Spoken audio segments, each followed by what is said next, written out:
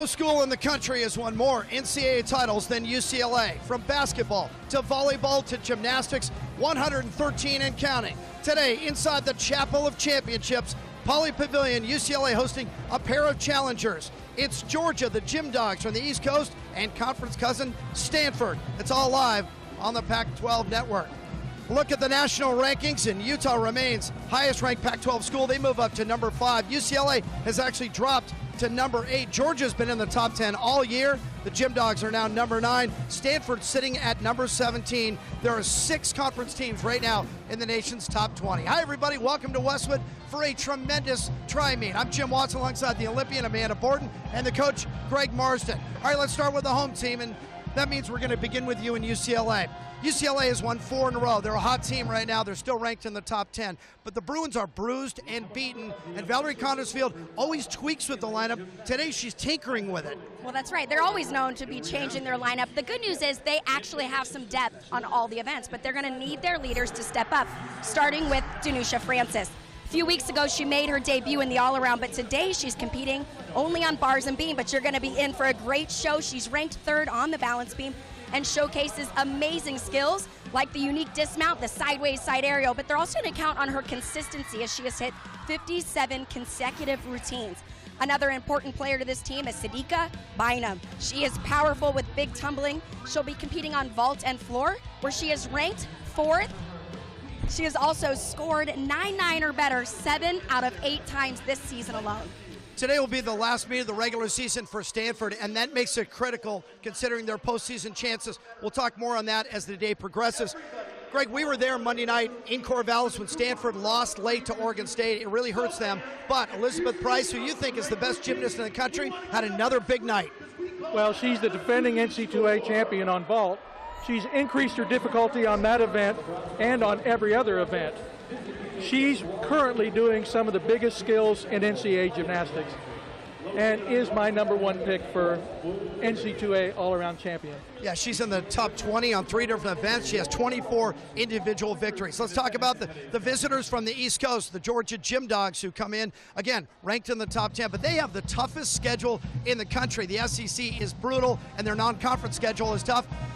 They're in Westwood. What would they be doing here at this time of the season? Getting better. They're led by the senior, Brandy J, who has 13 individual wins this year. And the coaches describe her as the ultimate teammate and a phenomenal leader for this team. And of course, she's having an outstanding senior year. She is ranked 4th on vault with the huge Yurchenko 1.5. And as a senior, decided to add in the balance beam, and it's paying off because now she is ranked 10th in the all-around. And today, she's helping this team because they need a big score.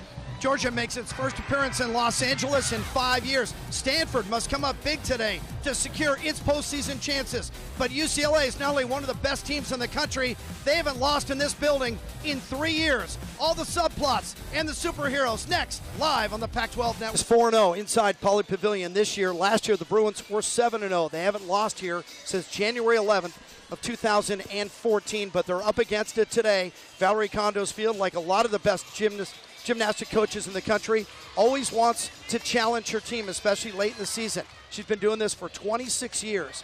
NCAA titles 6 times, the last coming in 2010. Her philosophy, balance, and integrity, she borrowed it from John Wooden. UCLA begins on the vault, where they're ranked as a team number 12 in the country, and they lead off with Angie Sipra. Now, we were here at UCLA's last home meet against Arizona State. Angie Sipra took the night off. So it's been almost 2 weeks since she's been in competition. And a strong opening vault there. Yurchenko layout full. We see it all day. And what the judges are really going to look for is height off the horse and distance from the horse, along with direction, which she had a little bit of problem with direction. Yeah, right there when she lands, she's on the side of the mat. Those are all things that make a big difference when they see that vault over and over. It was a big vault, though.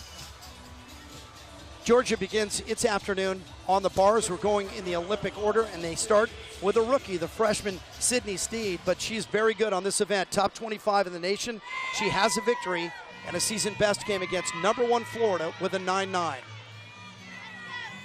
Nice opening combination with the Tkachev. These are 3 strong teams, so it's all the details that are going to matter, which is hitting every single handstand. And of course the landings. Winding up, finishing double layout, nice position in the air, clean finish. Well, and that starting spot is a little unusual for a freshman, but she has just been a rock for them all season. That first athlete up, so important to hit a consistent routine. She had to pike that double layout down a little bit, but for a freshman, that's exactly what they needed her to do at this point. Georgia is in its 11th meet of the season, so freshman, no longer freshman, I guess. Stanford will start with Nikki McNair, and Nikki has been the epitome of consistency. Now she starts tonight on the beam, but she has gone 9-8 or better in all of her events, 23 out of 24 times. Remarkable. And this is a good event for them, so they'd like to get off to a great start. Yeah, this is a great event for Stanford, but as we know, the balance beam is tough anywhere in the competition. I know as an athlete, it was always hard to start on because your heart is pumping, you got some adrenaline, and you gotta stay calm. This is the one event where a little extra power does not help. Is it tougher to start on the beam because you're kind of jacked up at the beginning of a meet? This was by far, for me, the hardest event to start on because I was waiting and waiting and waiting and all that energy cooped up. But it's something you learn to handle. And she's an athlete that knows exactly what to do when the pressure's on, and you can see that in the way she moves in and out of every single skill. Nikki McNair has gone 9.85 on the balance beam 3 times this year. That's her best.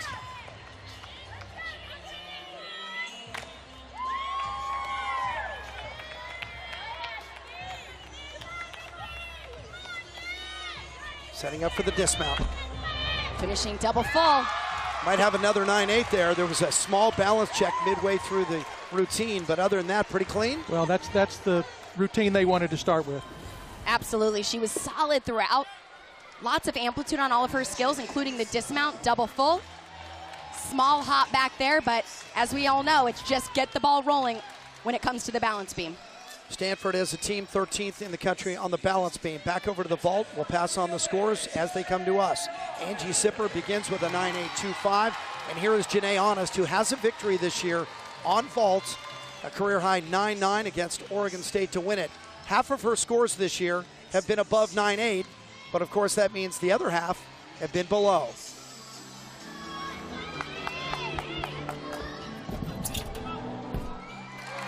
Little off center there, you can see landing on that left side of the mat. But I think at this point in the season, a lot of teams are going to focus on the landings. Remember, the Yurchenko layout full starts from a 9.95, so we've seen a lot of vault scores in that 9.7 to 9.8 range, and you can see that hop back. It leaves it open for the judges to decide how much of a deduction was that. Yeah, and to eliminate that hop, what she needs to do is she needs to finish that full just a little bit earlier, see the landing, get those arms up and prepare. Sydney Steed, 9.8 for the Gym Dogs, and here is Lauren Johnson, the junior, who missed all of last year with an ACL. And normally she's just a vaulter. Opening combination, a little short on some handstands, little leg separations throughout. Right there, just a hair short of that vertical line. Winding up, finishing double layout. Well, that's a pretty good routine on the bars for the 2014 SEC Vault champion.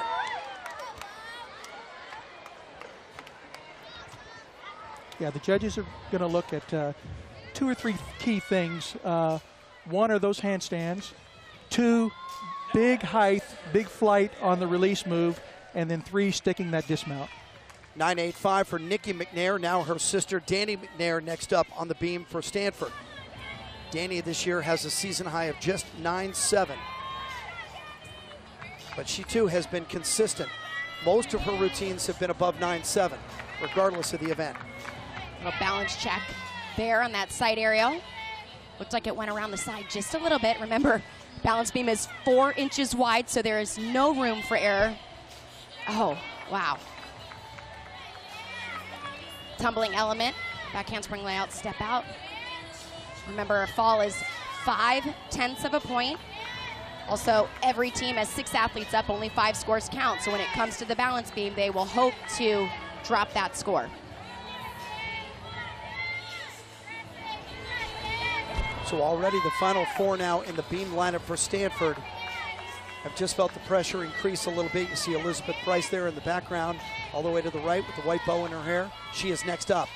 But they all must score now. No room for error for Stanford.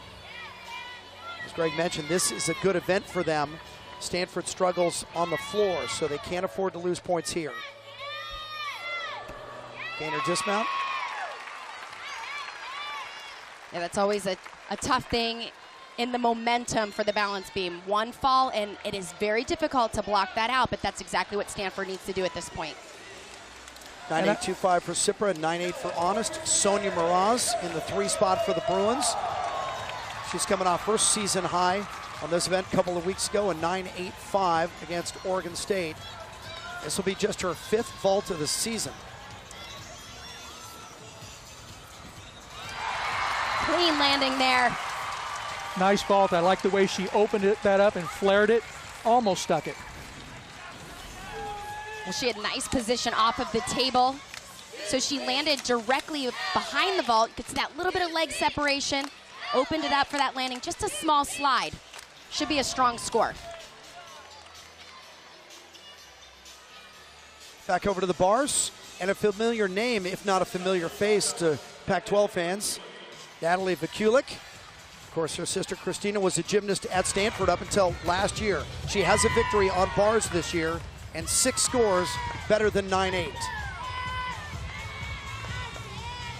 Beautiful toe point, starting with that combination to the Pike Jaeger.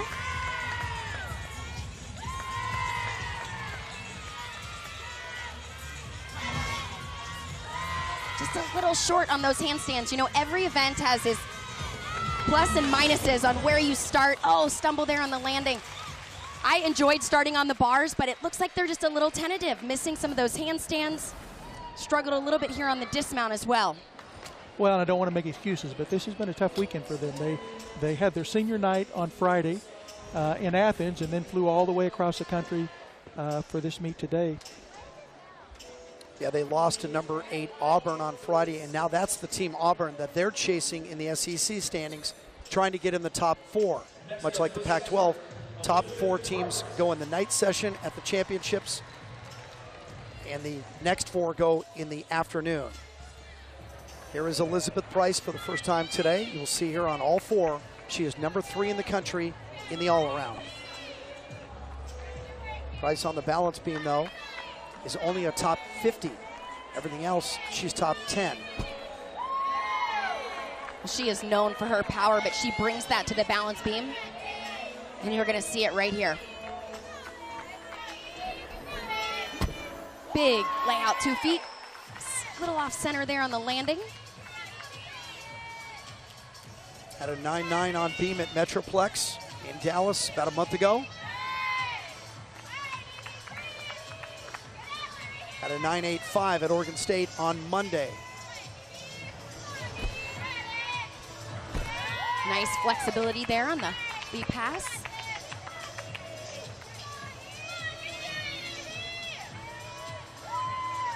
Another difficult element comes here at the end of the routine. Dismounting round up double pike.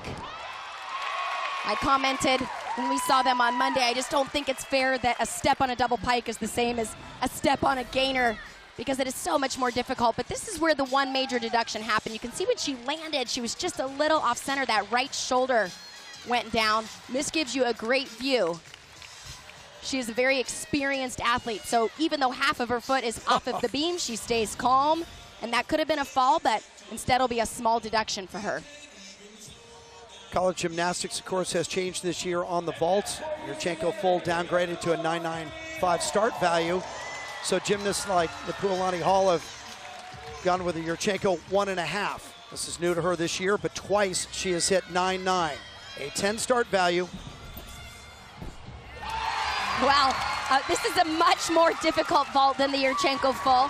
When we saw her compete it last, she actually came in short and sat that vault down. So that was a big accomplishment right there. You need more height, you need more rotation because of that extra added half twist. You can see a little bit of the form in the air. Worrying about completing the twist. I think she twisted a little early off the table, which does affect the height. But She is so proud of that moment. That's a big deal. Remember, UCLA 12th in the country on the vault. Back to the bars, and Georgia, the score's a little low for Kulik, 9-7. Rachel Schick comes in, a very hot gymnast right now. She was all SEC on this event last year, and last week, actually it was 2 nights ago, right, Craig? 2 nights ago against Auburn. She put up a career-high 9.925 on bars. She has beautiful form throughout this routine. 2 major releases right at the top, done just about perfect.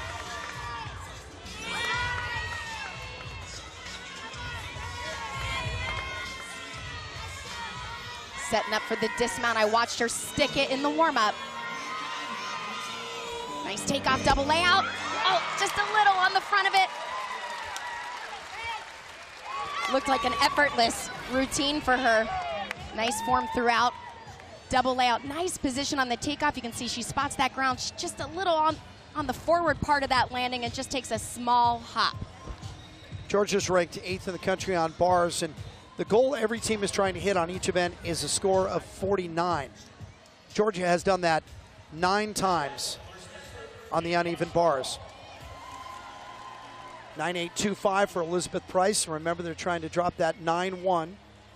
Ivana Hong, don't normally see her on the beam. We did in the past, Greg. Her program expanding at the end of the season? Well, she's was number 2 at NCAA championships last year on this event. So it's a very strong event for her. But last week at Oregon State, she had a mistake. She had a fall. She opens with that Onodi, very difficult, connecting it to the back handspring. She has 3 wins this season on the balance beam, twice as high as 9.925. Back handspring layout, step out, perfect. Just beautiful form, great extension. Well, I think that's something unique. I think everybody appreciates the balance beam because it looks so difficult, but every athlete kind of brings their own style, and she's one that just moves very calmly through the routine with beautiful extension through her dance elements. And looks comfortable up there. We talk about it week to week. That's half the battle on the balance beam, is owning the routine, believing you're good enough to do it.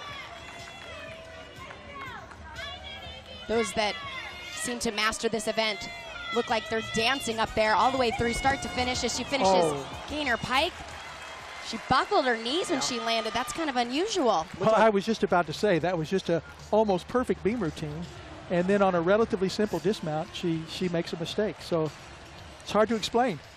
As Kristen Smith, Stanford head coach, greets her immediately to find out what happened. We'll see Hong on everything but floor tonight. Hall went 9.875, and here's Sadiqa Bynum. Bynum is a top 40 gymnast on the vault, but she's number 4 in the country on the floor. So the folks here at UCLA are very well aware of her talents. She has a victory on vault, 9.875, 2 different times.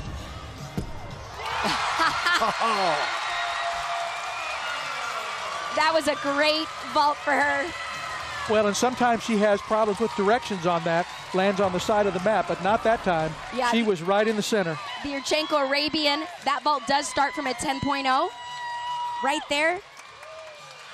Wow, that was absolutely beautiful. And I think the minute her feet hit the mat, she knew it was good. It is very easy to be short. It is very easy to over-rotate. She was dead on today.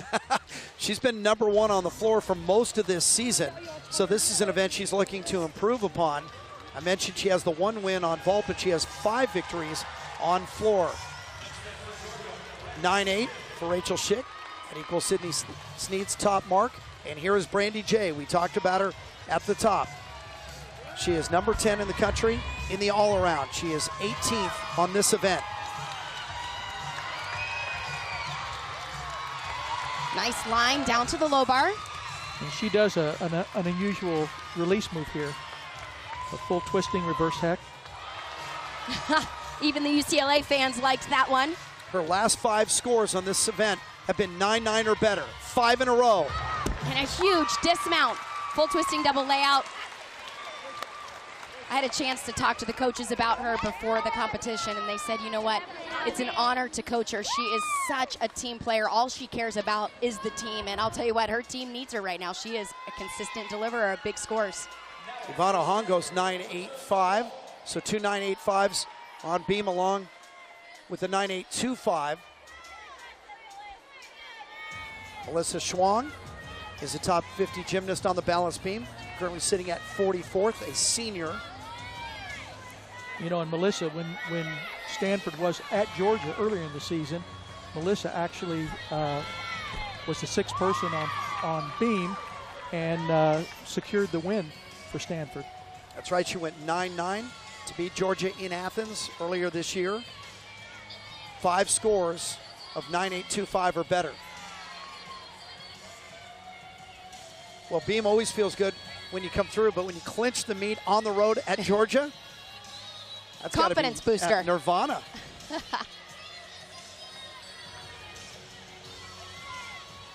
She missed all of last year with an ACL as well. She's been a Stanford kid since the very beginning, born at Stanford Hospital. Solid side aerial right to the post.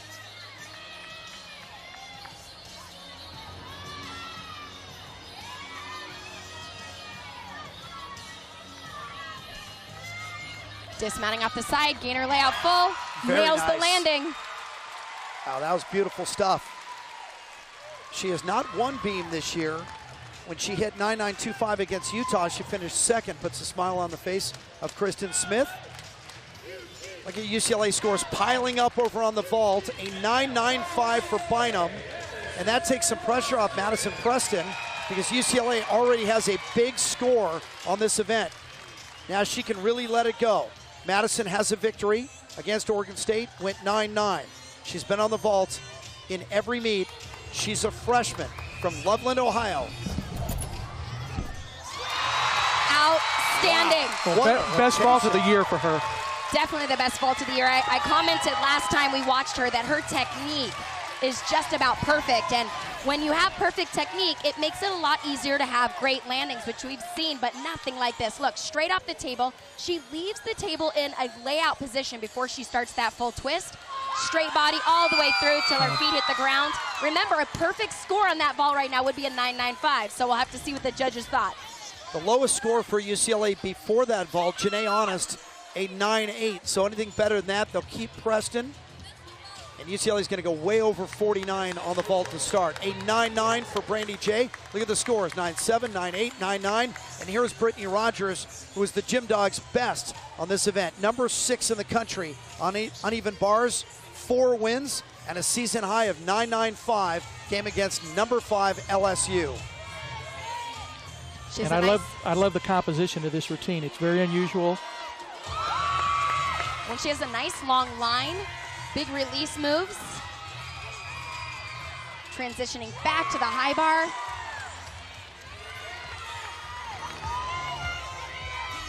Finishing double layout. Oh, now you know why she's top 10 in the country. You know, Georgia is ranked number 9. They're 4-3 in conference. The SEC is brutal. Overall, they're only 4-6 this year. So you'd get lost if you looked at their overall record.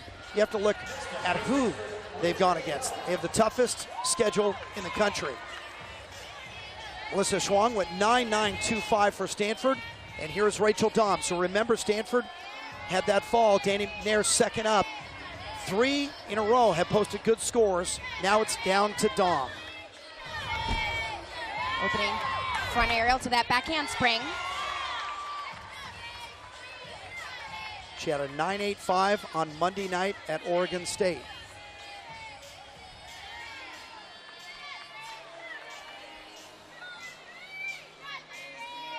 And that was her season high, by the way. Her other scores have all been below 9.8. Pressure's on. You can see the intensity on the face of her teammates. Solid leap combination.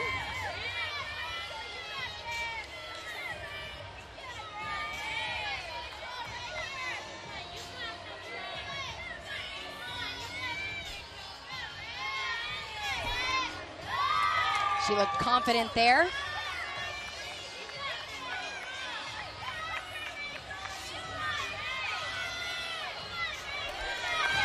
Dismounting, 1.5 twist. They had that mistake. Second athlete up, they bailed themselves out. Very important this early in the competition. Well, that was money, those last 4. I mean, they burned that fall early in the rotation. Stanford stays with it. Stanford needs a big score today. It is critical for them. It is very important for Georgia and for UCLA. They're still cruising at home. Sadika Bynum, a career high on the vault, 9.95.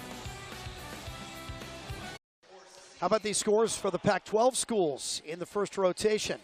UCLA goes 49.375. That is a season high for the Bruins on the vault. Stanford goes 49.375, a season high on the balance beam. This meet is critical for Stanford because of what happened on Monday night at Oregon State. Stanford led the entire meet. Oregon State rallied late. Risa Perez on the vault. Is this intended or is this a cover? Risa Perez ended up with a season high on the ballast beam and a Cheshire grin. But it all came down to the final floor and a freshman named McKenna Singley. She needed a 9.825.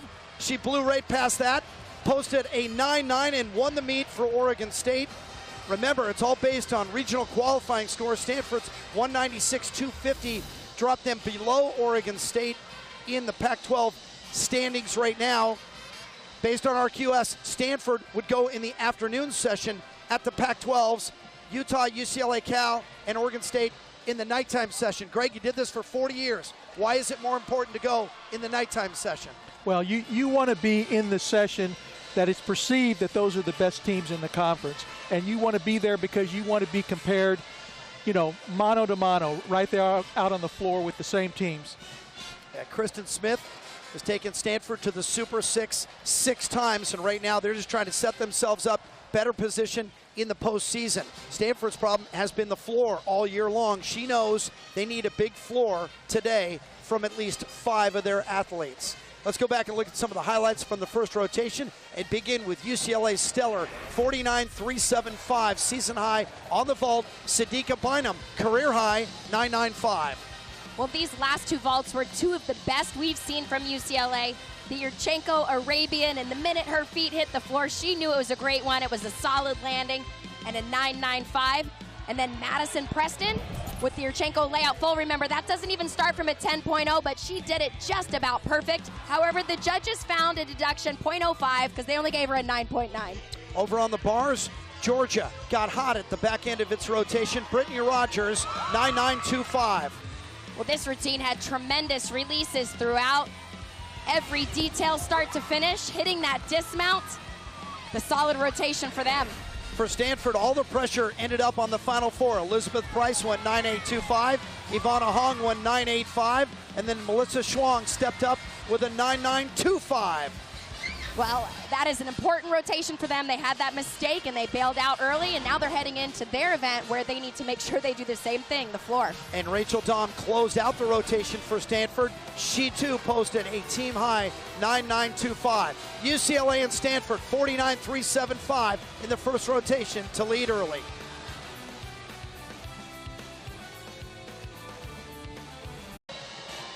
It has been 5 years since the Georgia Gym Dogs have been inside Pauley Pavilion. They've had good luck in this building before. Dana Durante, the head coach, is in her 4th season, and she has ties, deep ties, to this conference. But first, let's talk about what she's done in Athens. In her first 3 seasons as the head coach, she's taken the Gym Dogs to a top 10 national finish all 3 seasons. She was the head coach at Cal back in 2012, and she is a graduate, a proud graduate of Arizona State University, 1995, where she was all Pac-10 and scored 5 perfect 10s. Dana Durante back in Southern California, back in the Pac-12 conference, at least for the day. We move to our second rotation. Once again, UCLA, the home team beginning on the bars. UCLA is ranked 13th, averaging well above 49. 6 of 8 meets this year, including the last 4. They have reached 49. Our first look today at Danusha Francis. Francis on the bars has a season high of 9.85, twice against Cal, and once against here against Oregon State. Big release.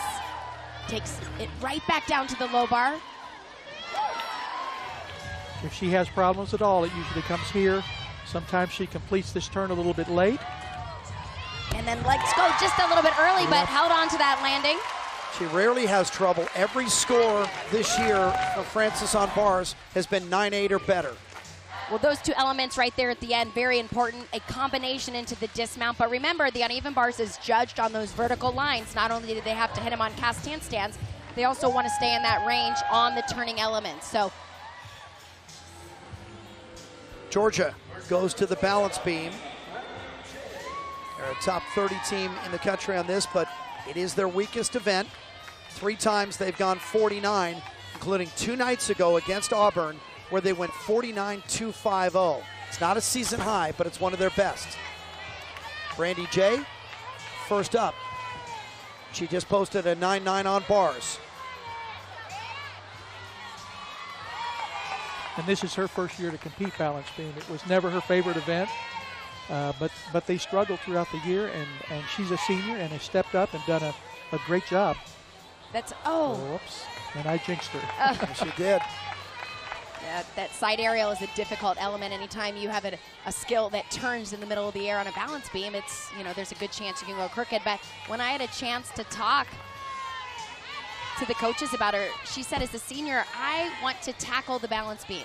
We've never liked each other, and I don't want to leave the sport and not have, basically let the beam win. She wanted to conquer it, and so she worked all summer long, went back down to the low beam to learn a lot of these skills, and this is where the struggle has happened. Yeah, this is a big mistake because she had the balance check not once but twice on that skill. She was trying to connect it and count it as her series, which she's not going to be able to do now, and that's a 2/10 deduction. Yeah, and of course the wobbles. Right. The elements that she struggled with were the back tumbling, so they came up with that front to back combination, but we've seen that a lot this year. It's a risky element because if there is any sort of balance check or break in rhythm, you don't get the tumbling elements. Dismounting, 1.5 twist.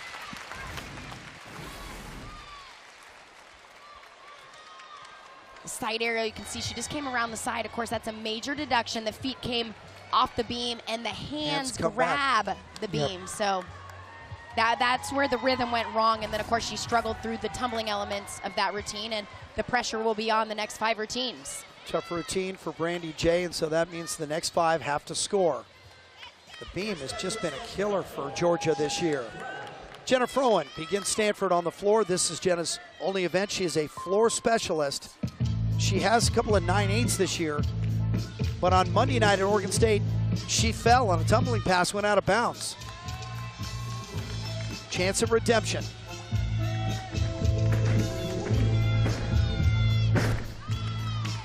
Little short there on the double pike.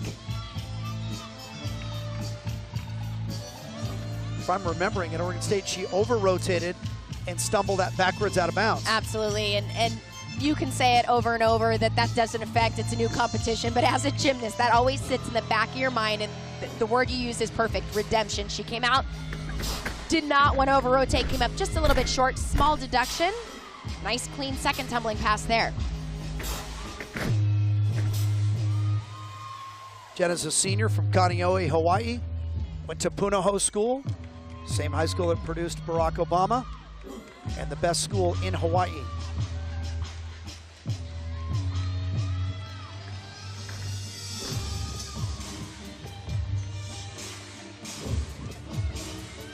Although Kristen Smith, the Stanford coach, went to Maryknoll, and she might have an argument with that, which is also in Honolulu. Finishing 1.5 to that pike front. And a much better start for Stanford on the floor. They need to keep building the momentum at this point. Jenna Froen, 2-time Pac-12 All-Academic first-teamer, and obviously pretty good gymnast as well. Nice to see her come back after the problem in Corvallis on Monday. 9.825 for Danusha Francis to begin on bars for UCLA. Once again, Sonia Mraz. We saw Sonia go 9.825 in her first event on vaults.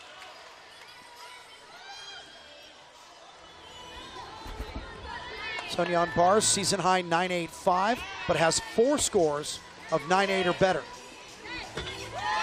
Beautiful handstand work at the top of the routine here. This is her major release. Tkachev, perfect toe point throughout, nice tight knees.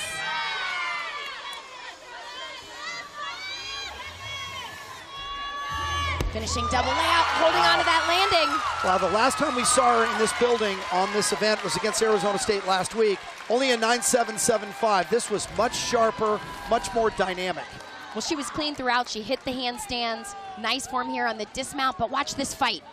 Hold on, a little lean. That left foot moved just a little bit. That's Chris Waller, the associate head coach, pumping his fist. There he is in the blue tie. He knew how tough that was, Randy Lane. Randy's in his 5th season here. Chris, 14 seasons at UCLA. And of course, he was a student here and a gymnast as well. Randy J, just the 9.35. So essentially, Georgia is beginning its beam rotation right here with Vikulik. She had a 9.7 on bars. Georgia cannot afford another fall. Remember, after the first rotation, they already trailed both Stanford and UCLA.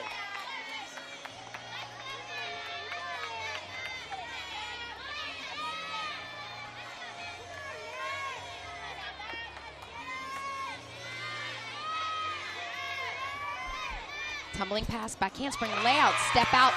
Nice amplitude. You can see that confident snap down with her arms.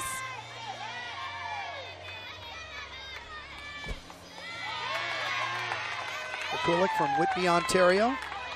Her sister was part of the Canadian national team at the 2012 Olympics. Season high on beam is a 9.85, and that came against #1 Oklahoma. There's nice rhythm and presentation throughout this routine.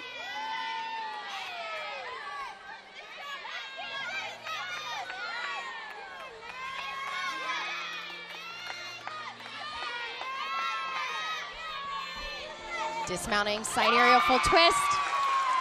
Nice comeback routine for them. Yeah, you mentioned the rotation's really starting with her, but they also all have to block out that first routine was a mistake. 9.75 for Freund. Once again, Melissa Schwang.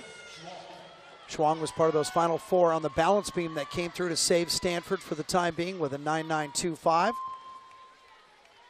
Here she is on floor for season high at Oregon State on Monday, 9.825.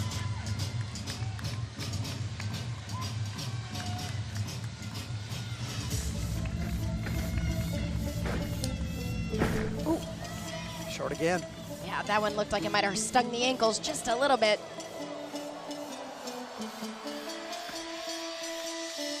We've talked about Stanford struggling on this event.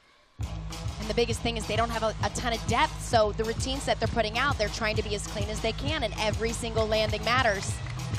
Stanford's only ranked 35th as a team on floor.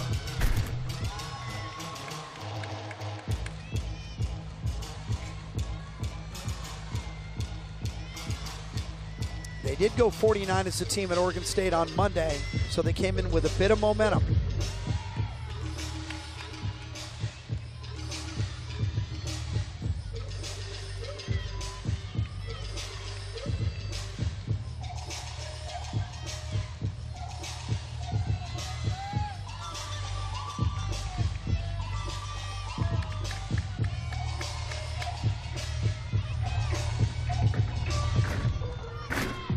Combination, 1.5 twist to the front layout.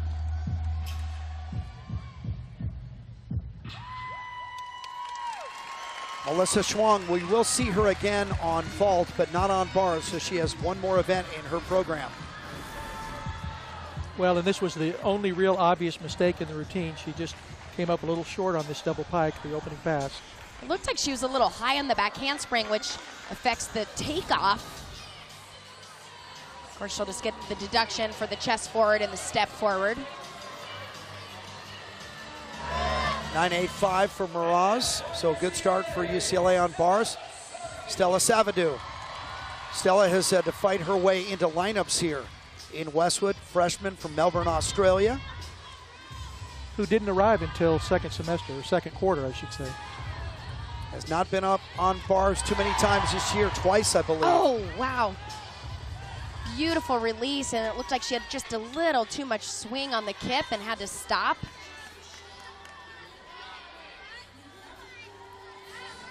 Finishing right here, combination giant full double tuck. Other than that, it was pretty clean. Wow. Well, that break of rhythm though can be as much as 3/10. I mean, we'll have to see what the judges do. The Australian level 10 national champion on the bars. Well, right here is where it happens. She tries to slow it down, but because she had too much speed, you could see her hips were not against the bar, and if your hips aren't against the bar, you cannot cast out. But I give her a lot of credit. It is tough to break rhythm like that and then finish the routine as strong as she did. It seemed like she picked up cleanly at that point and finished it. Kulik, 9.85 for Georgia. That's a big score for them. Turns it around after Brandy J's problems. Brittany Rogers. Rogers closed out their bars rotation with a 9.925.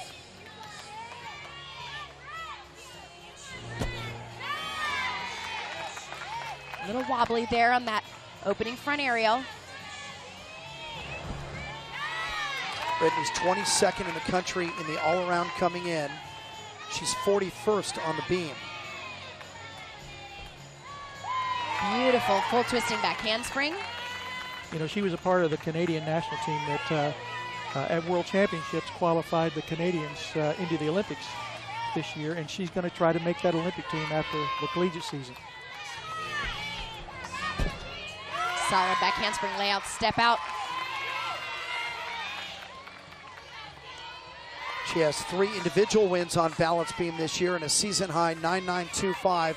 She actually hit that mid-season in back-to-back meets against Florida and LSU. And I hate to jinx her, but she does have 3 falls on beam this year. Wow. That was incredible. She has unique elements throughout this routine. I always like to see collegiate athletes continue to add the difficulty on this event. There are a lot of ways that you can get around not having difficulty on the balance beam. Finishing back handspring, 1.5 twist. Good work by Brittany Rogers from British Columbia. Well, this was a unique element. Watch this. She twists all the way down and has to show control holding in that position.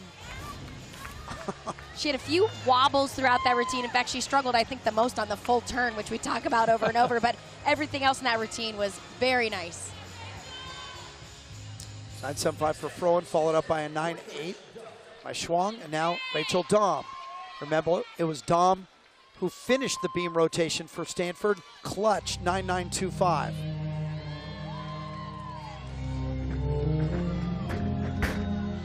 Season best on floor is only a 9.8.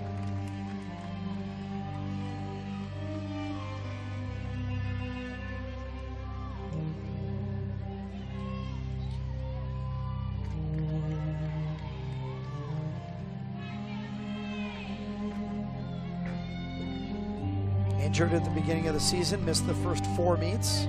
Yeah, she had a wrist injury, and we saw her coming back on the balance beam at Arizona, had some struggles there, and then every week, head coach Kristen Smith has said, well, we're getting closer and closer. We're continuing to add her in, which is good news for this team. It's got to be so aggravating for Kristen Smith and her staff. They're in the top 15 on everything except floor. Stanford would definitely be a top 10 team if they can get their floor to pick up just a bit here at the end of the season. Stanford comes in ranked number 17 in the country. Well, and so far this has been a better floor set for them. So that if they can keep this up, it'll go a long ways to helping them get that score that they need to move back into 4th. That's right.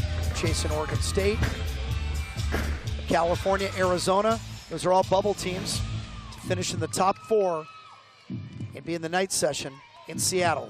A little short on that last tumbling pass. Yeah, I think that's been kind of the standard thing we've seen is they're just missing some of the landings. A little over-rotated, came up a little bit short. Of course, had to take that step forward, so.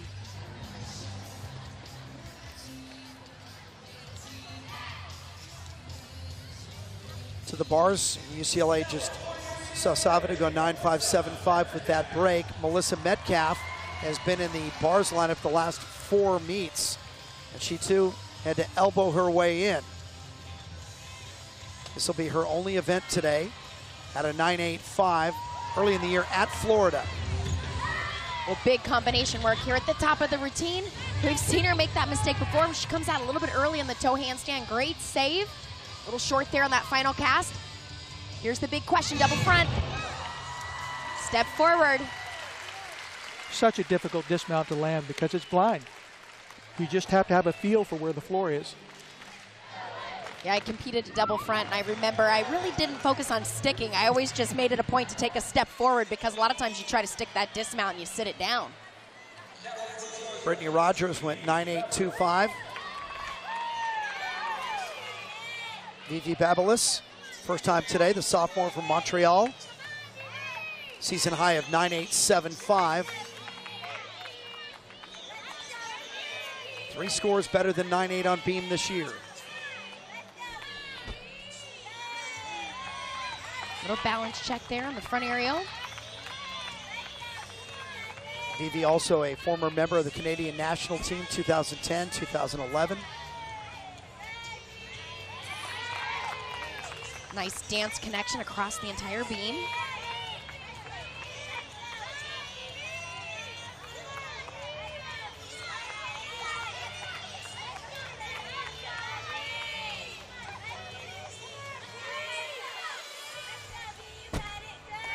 Little hop. Kick over front, her feet landed completely sideways quite often. And you could just feel she stood there a little bit too long thinking about that skill. Yeah, and I believe that she wanted to maybe connect that to the backward element, so then she came back with 2 standing flips. Anytime you don't back handspring into a flight element, it can be very questionable on the connection. This is the first time we've seen Georgia, but we talked about their struggles on the balance beam. A lot of times when you have alternative tumbling elements, it just leaves the door open for the judges to make the decision on the routine. Well, and I always felt like it was like a batter slump. I mean, once you get that in your head, it's really hard to work your way out of it. Here's Taylor Rice, first time we've seen her today. One of the senior stars for Stanford. Season high on the floor, 9.825. Game against Arizona State. She only has 2 floors this year above 9.8. Well, she's one of the athletes that comes to my mind when I think of trouble on the landing. She is extremely quick, very powerful. The struggle has been, can she land these tumbling passes?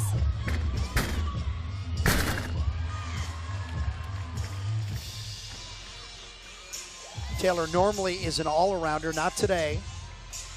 Earlier this season, she was top 50. Now she's dropped back down to 64th in the country. Senior from Vegas and majoring in international relations. Nice combination pass.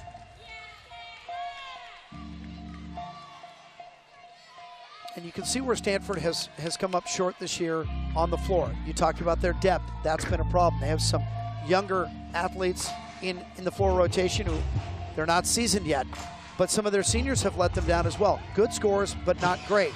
Someone needs to pull in the slack in that rope for Stanford as we go to Pac-12. And that can definitely be Taylor. Right. She is a fierce competitor. Melissa Schwang would be another. Finishing it out here, double tuck. Stays in. Finishes with a smile. Well, and that last pass is where she has struggled in the past, and that was a little bit better. Yeah, I think you see this team week after week, and they're still having those small mistakes, but they are getting better, and a lot of it becomes that mental game, gaining confidence. We've watched Taylor compete for 4 years. She has been consistent. This is the first year we've have seen her make some struggles on the landing. So I'm confident that she's going to continue to help lead this team and hopefully continue to help them get better. She was all-conference in the all-around last year. UCLA having its own problems on the bar with the 9.625 by Metcalf. And now Honest and De Jesus must come through. The Bruins really slumping in the middle of this rotation. Honest has a victory on bars at a 9.9 against Arizona State, at a 9.875 to win against Cal. Big amplitude there on the Tkachev. Just suspended in the air. Nice release down to the low bar.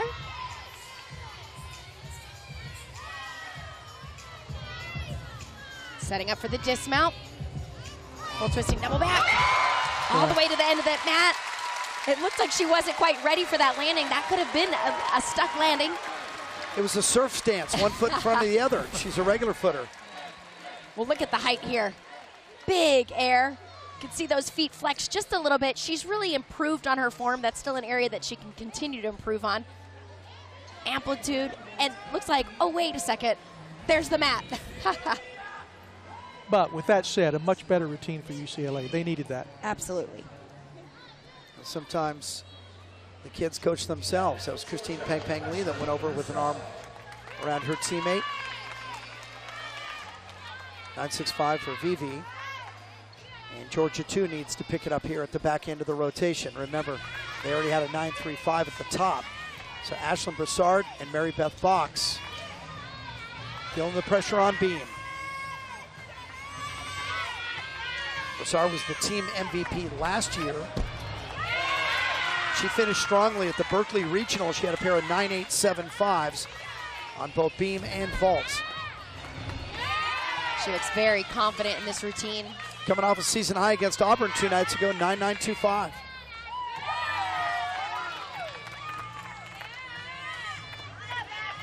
Not only did they compete, Georgia, 2 days ago, then get on a plane and fly 3,000 miles, the time changed too. Absolutely. Well, and they're on spring break, or they started their spring break. So what they're going to do is just stay out west this entire week and finish off the week with a meet against Utah. All right, Utah Saturday. You can see it live here on the Pac-12 Network. Two of us will be there down on the floor.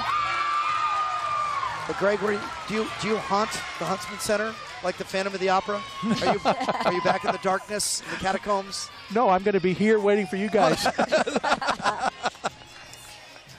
Greg Marsden, 40 years as the head coach at Utah. I'll wait for you to catch that again. 40 years, over 1,000 wins, the winningest coach in NCAA history, 10 national championships. Here's Elizabeth Price on the floor. Greg, you say she's the best all-around gymnast in the country. She's 19th on the floor. And she's upgraded this first pass to a double layout, and it is big. 3 times she's got 9.925, and nobody gets higher in the lights than Elizabeth Price. Look out. Beautiful.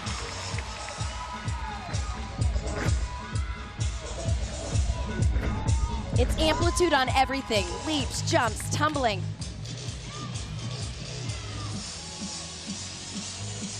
Everyone in the building watches Evie when she's up.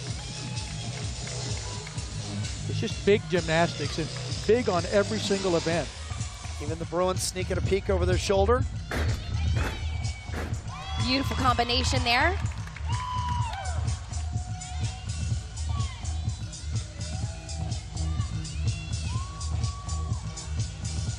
I remember the first time I got to watch her in person and I thought, she seems so tall, she seems so strong, and then I stepped up to interview her and I'm like, she's smaller than me. It's just her gymnastics is so big, you feel like she's taller than everybody else. It's an optical illusion. She has gone 9.9, 36 of 56 in her career. Oh. Come on. There's She's made herself smile, yeah. Just perfect landings on every tumbling pass. Well, she stays so serious throughout that routine, really plays the part, and then she nails that last pass and that big smile comes on her face. Number 3 in the country in the all-around.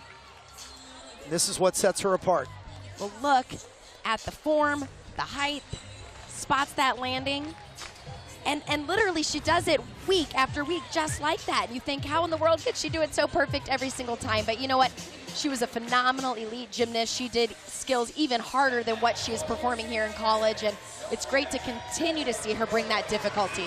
Janae Honest went 9.85, and now the crowd favorite, Sofina De Jesus, for those of you watching across the country or fans of the SEC.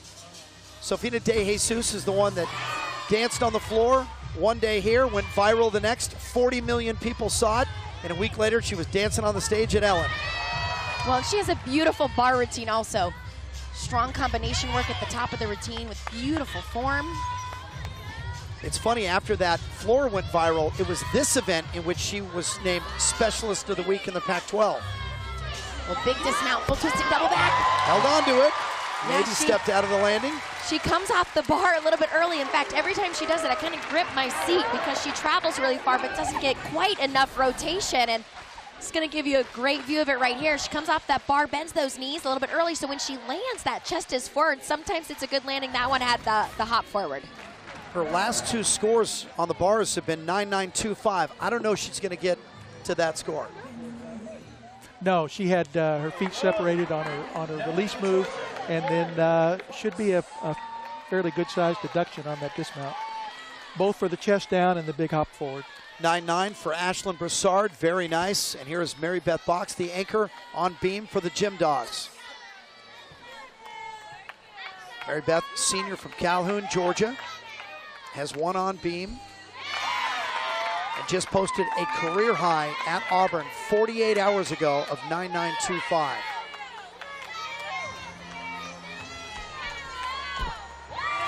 Solid back handspring layout.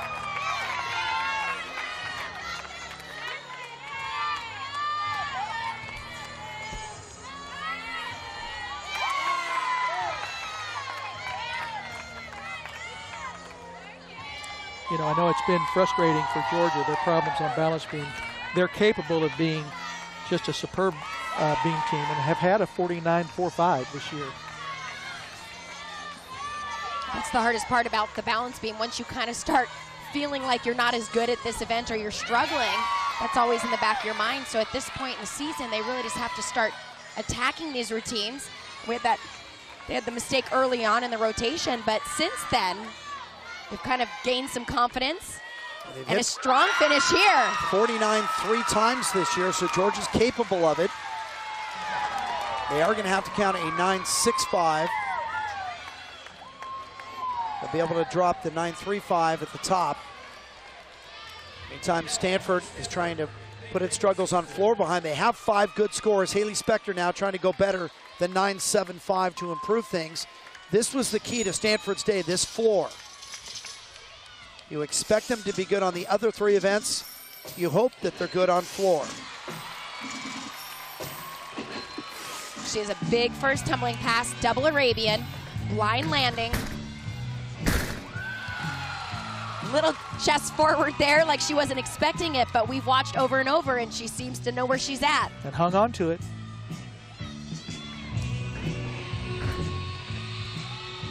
Haley Spector's best came at Arizona. We were there that night. That was Stanford's best floor of the season that we witnessed. She went 9.925. Stanford went 49.250 as a team.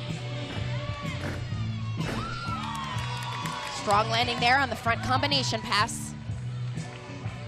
Well, sometimes Stanford is known, you know, for struggling a little bit through the regular season. And then they come on. And then on. really pulling it together And we in fall the for it postseason. every year. Yeah. Like Charlie Brown, I swing at that football every time.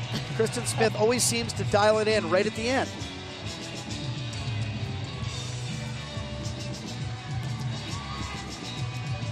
Haley Spector looking to finish this floor.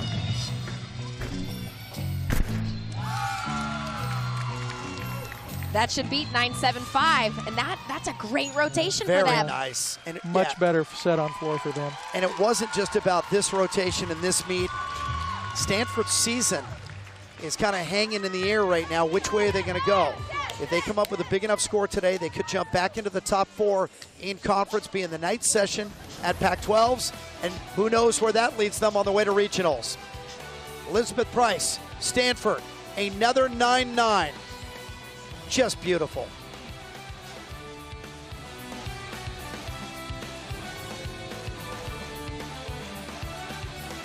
Stanford has gone in front. How about the Cardinal with a 49.250? That ties their season best on the floor. UCLA second right now at 98.4, and just a breath behind the Georgia Gym Dogs at 98.325. Everybody has gone 49 on every event so far. Midway through the meet gives us a chance to salute Caitlin Ohashi, the freshman of the week in the Pac-12 for the third time this year, by the way. Helped the Bruins to win over Arizona State last time out right here at Pauley. Remember, she missed 4 meets with a sternum fracture, returned on Saturday and picked up right where she left off. A career high 9.9 on the beam. It's her highest score of the year. And she wins the beam for the first time as a collegiate. Caitlin Ohashi, the Pac-12 freshman of the week. Now, her fall at Arizona, if you saw it, the first time I saw it, I already knew she was okay, and I still flinched. She came off the beam, the cap broke loose. She went down hard, her chin hit her chest. They came out, they checked her out, they made sure she was okay. They thought she was fine. The Arizona doctors, the UCLA trainers, everybody looked at her. Meantime, Valerie Condos-Field, the UCLA coach, argued with the judges to let her have a do-over on beam. She was allowed to start all over again, posted a 9.825, won the balance beam. 2 days later, she comes home, they x-ray, and she has a fractured sternum. Yeah, well, I talked about her early in the season. She's one of the toughest, fiercest competitors I've ever known. I watched her grow up as a young gymnast doing incredible gymnastics. So I was not shocked when I heard that story. I never liked seeing any falls, and so I didn't watch that over and over. But it didn't surprise me that she was able to get up, work through the pain, and deliver a great routine. But I think what's so unique about her is that she's back in the beam lineup. She's learned a completely new dismount and then comes out and rocks a 9.9 on this event. So she has a bright future here at UCLA. UCLA just posted a 49.025 on bars. It's not a stellar score for them, but it is the 7th time this year they have reached 49. Janae Honest, 9.85. Well, she's made a lot of improvements. She's worked very hard on her form and fought for this dismount. And Sofina De Jesus came back. You can see that little leg separation on her ginger. Came off just a little bit early on this full twisting double back. Lands with that chest forward, hops, but 9.875, and it was a solid rotation. Georgia was over on the balance beam. This has been their bugaboo all season long, but Georgia goes 49.175. Their 4th 49, their 2nd 49 of the week. Mary Beth Box, the anchor, 9.95. Well, it was so impressive because they had that struggle early on and they bailed it out. And then on the floor, Stanford ties the season high, 49.250. Elizabeth Price, team high, 9.9.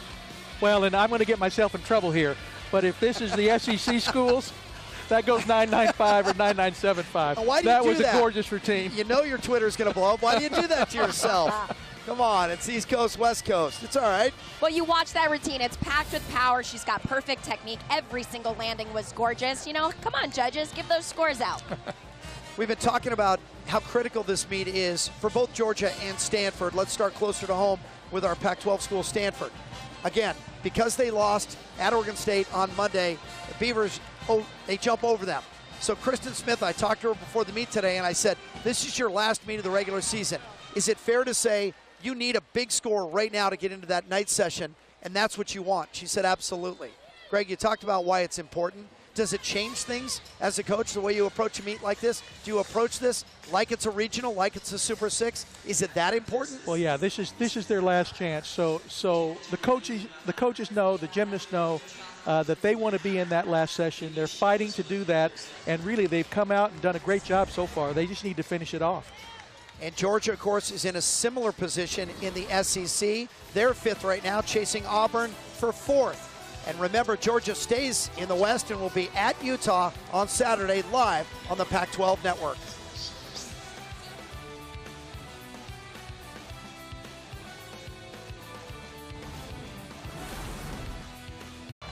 Three teams separated by 3/10 at Pauley Pavilion on campus at UCLA. Jim Watson, the Olympic gold medalist, Amanda Borden, sports all-time winningest coach, Greg Marsden. Good to have you with us. Stanford, senior heavy at the top with Taylor Rice and Melissa Schwang on the vault. Stanford is 13th in the nation. Stanford is leading this meet, and Stanford came in needing a big score. So far, so good. Taylor Rice. That's a great vault for her. At this point, Greg, you already mentioned, Stanford just needs to finish the meet. They have some clean vaulters. They need to stay focused on their technique. Nice position there. spot the ground, and they need to absorb, bend those knees, and get some clean landings on these vaults. Saw Taylor with a 9.85 on floor in their second rotation. She likes the camera and likes her right back. Bruins on the beam. Kayla Gerber, the junior, in the leadoff spot. UCLA as a team is 6th in the country on the balance beam. This is UCLA's best event, and Michaela gets you off to a good start. Deep breath, a smile, and some optimism.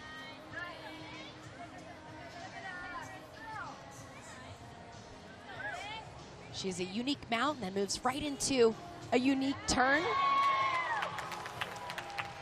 She has 5 straight scores on balance beam of 9.825 or better.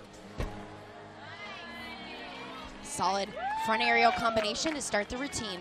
Greg, as a coach, do you want somebody who can go 9.95 or do you want somebody who goes 9.8 every time? You want somebody who can stay on the balance beam every time. It's such an important position on any event, but especially on balance beam.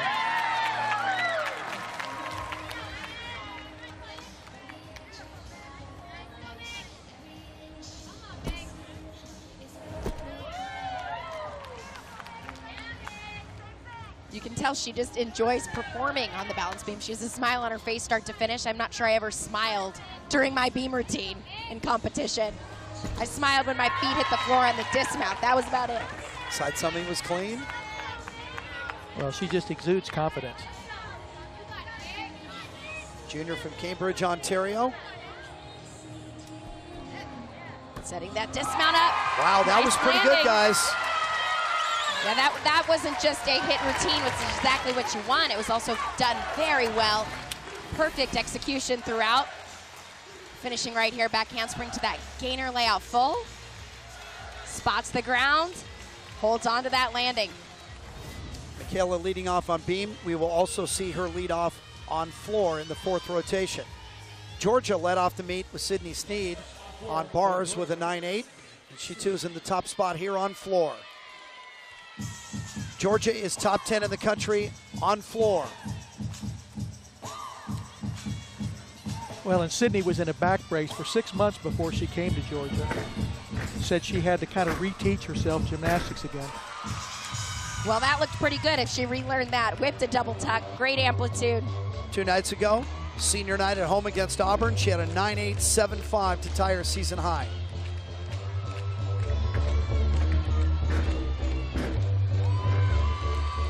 Nice front 1.5 twist, rebounding with that split jump.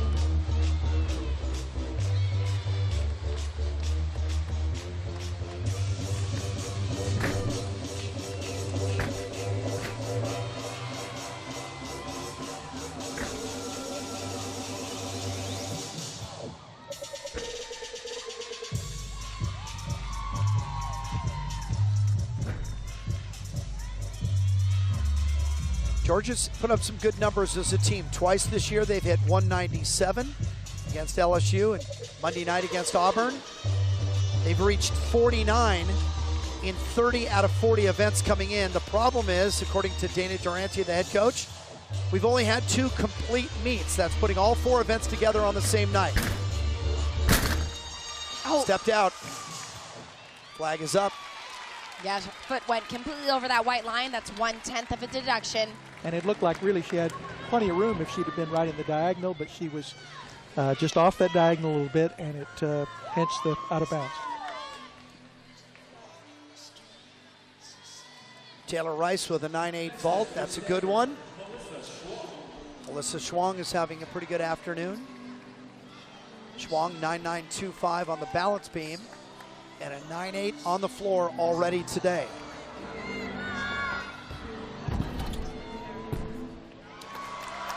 She had good distance. It looked like she lacked a little amplitude off the table. Chest was down just a little bit, and so she hops to the side. When she came onto the table, her arms were a little bit wide, and you can see she started that turn before she ever finished the block. Of course, anytime that you turn early on the table, you lose a lot of opportunity for height and rotation. So she did a great job pulling it out. Well, you said, do you want somebody that can hit every time or can deliver at 9.925? How about both? Kayla Gerber does both, yeah. That's a great start. Sonia Mraz on the balance beam this year. Season high 9.85, and she's done it 4 times.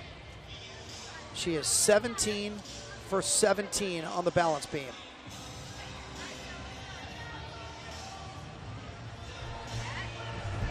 Two back handsprings to lay out, step out.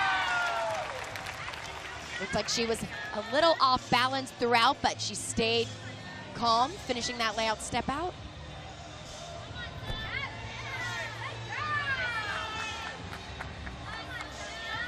It's like she left a leap out, a leap combination. I think she knew she might have broken the connection, so save that element. She had a 9.825 on vault. She had a 9.85 on bars. She is also in the floor lineup in the 2 spot right now, but UCLA is changing its lineup on floor. Dismounting, oh, came up a little bit short there on the 1.5 twist.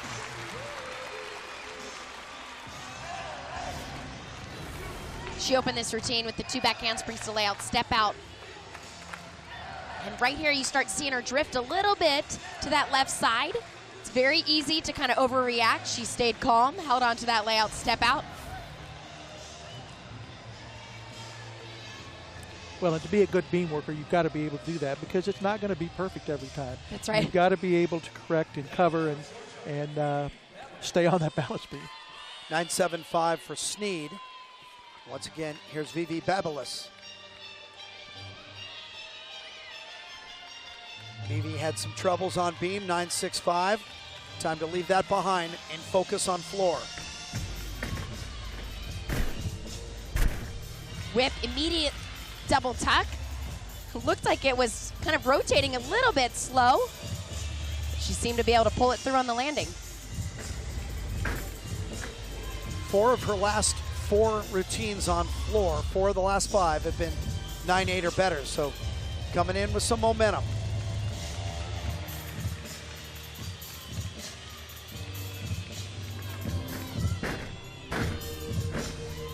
Front layout to the front full twist.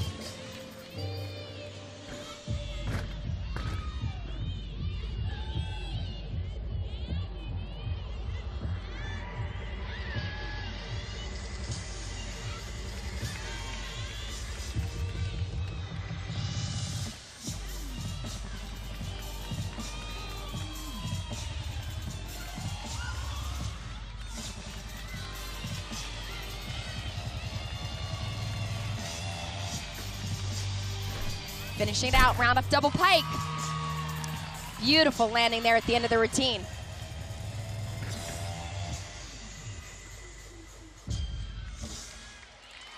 Vivi Babelis, the sophomore from Montreal, Quebec.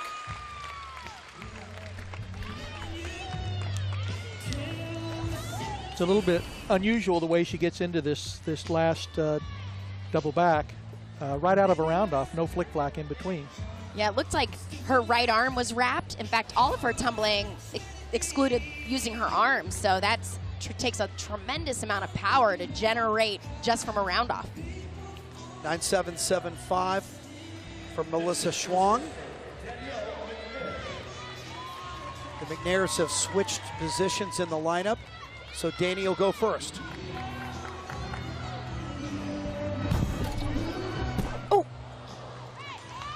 Well, that was a new vault for her. She was trying the 1.5 for the first time and obviously left a little short and set back. Yeah, you know, it looked like she was a little high under the table. Yeah, that's what's so difficult about that 1.5 twist. You can see she was completely short, and there's nothing you can do on a Yurchenko full. If you're short on rotation, you pike it down, you get your feet down, but on that 1.5, you come up short, you just sit it down, and of course that's a 5/10 deduction. Well, and she's been working that all season, but you know, you're running out of time. You've got to give it a try, so you know whether that's a possibility or not. More changes for UCLA in its lineup.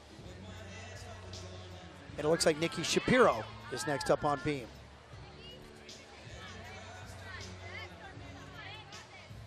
Shapiro's gone 9.9. Did it in her debut against Oregon State. Freshman from right here in Los Angeles. Oh. Wow. Some struggles in this rotation. Jim, you've asked me that before. You know, when one team makes a mistake, can the other team sense it? And quite often, that's the way gymnastics works. It's such a mental game.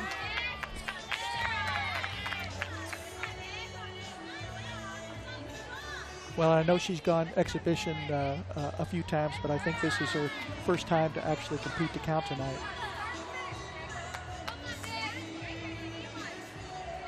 We also know that's the nature of gymnastics. It's not over till it's over. Every team can have those errors, those mistakes. Strong finish there, side aerial to that full twist. So now Stanford's had a mistake. UCLA's had a mistake. That puts pressure on the back part of those lineups. Amanda, you've told me before, gymnasts don't look across the room when other people are competing. Why do the mistakes come together? Why do they cluster? Well, that's if we could figure that out, Jim, it wouldn't happen, right? Yeah. As coaches, as gymnasts, I mean, we'd like to be able to get in our own heads and figure out why the mistakes happen like that. Negative solar flares in the room. They may say they don't see it, but somehow they feel it. They know, right? They can feel it. They hear it. Morgan Reynolds for Georgia here in the 3 spot in their floor rotation. Well, and this is Morgan's first time to compete this year. That's she right. was diagnosed with a really severe case of E. coli, was on dialysis for 2 weeks. They didn't know if she would ever do gymnastics again.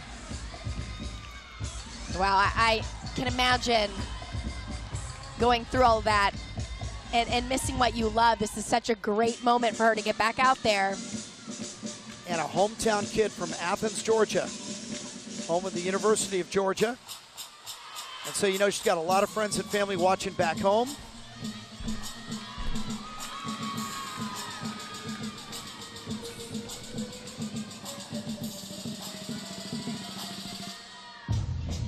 And personally, this is just a terrific moment for her. It's got to feel so normal to get back out on the floor.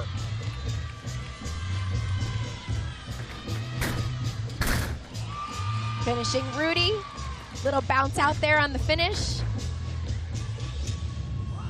Good for her. Yeah, nice stuff from Morgan Reynolds. You can see Dana Durante in the background, hands over her head. Her teammates meet her at mid-floor. You know, people like myself from the outside, we know the hours you put in. We know how difficult this is. We have no idea. But other gymnasts do, because they go through it shoulder to shoulder. Absolutely. I mean, years of practice and hours.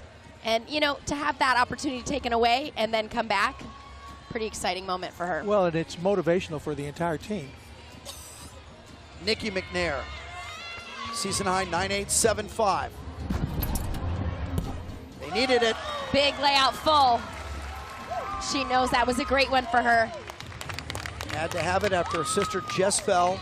Nikki McNair, Elizabeth Price, and Ivana Hong must finish the rotation for the Cardinal. Well, we've seen her do a lot of great vaults. This one, I felt like she had a better position off the table and a cleaner landing. Yeah, chest is straight up and down, just a little rise onto the balls of her feet, but other than that, just a beautiful ball.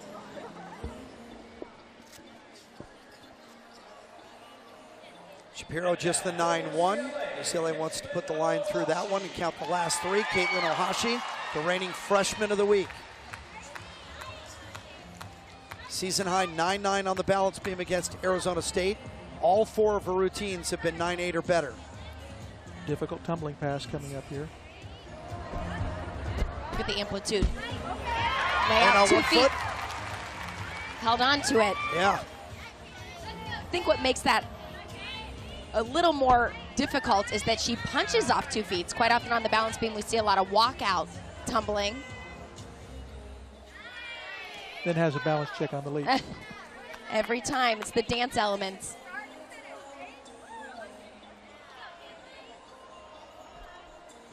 Greg, I used to call those the simple or the easy elements, and I get scolded by Amanda each time I do. Now, well, I think sometimes gymnasts are so focused on the difficult elements, and at times they relax just a little bit, and that's when those mistakes occur. I think the other part of balance beam that people don't often remember, unless you've been that athlete, is once the mistake is in your mind, it's hard to get out of your mind. So you have a balance check on something easy, and then you're thinking about that. But this is a new skill for her right here. Back handspring layout, step out to the full twist. She had that injury on the dismount. They said, hey, you have so many tricks in your bag. Let's try something else. Right here, difficult takeoff. And she saves the landing. That is not easy to do. Watch as she lands. There again, totally leaned on that left foot. And I don't think anybody else in NCAA gymnastics is doing that triple series to a 2-foot landing. 9.825 for Morgan Reynolds in her return. Gigi Marino is number 21 in the country on floor. Has 2 victories this year and coming off a season high just 2 nights ago of 9.95. Problem with the music? She steps off. And we learned this earlier this year. It starts on your first movement, not on the first beat of the music, and you have 90 seconds. But if something goes wrong, the athlete can step off the floor and they will restart, which is exactly what happened there. She's got a big opening tumbling pass, double layout.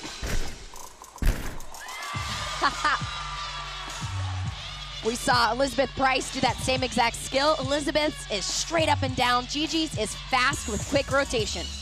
Gigi's from Scottsdale, a sophomore, and she was the Arizona State floor champion back in 2013.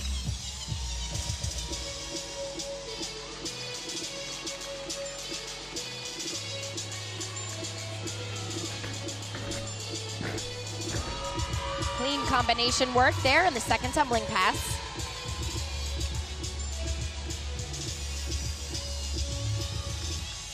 And this has been a strong event for Georgia all year. They're currently ranked 9th in the nation. Yeah, 10 times in 10 meets, they've reached 49. They just went 49-5-5-0 against Auburn on Monday night, and that's not even their season high. That's a 49-6-2-5 against Florida. Great event for them. Beautiful double pike to finish that routine.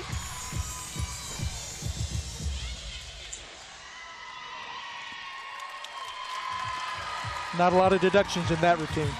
On Friday against Auburn, they won both the vault and the floor, and they were close on the beam. They lost the meet on the bars. Well, she was clean throughout this routine. Final tumbling pass there, double pike, opens it up. Perfect positioning, her chest up as those feet hit the mat. Gigi Marino, Georgia's sophomore, 9.85 for Nikki McNair. So now up to Price and Honk. Stanford has rescued itself already once today. And I would feel pretty confident with Elizabeth Price up on anything, especially vault. And I think Evie's going to do her double twist today.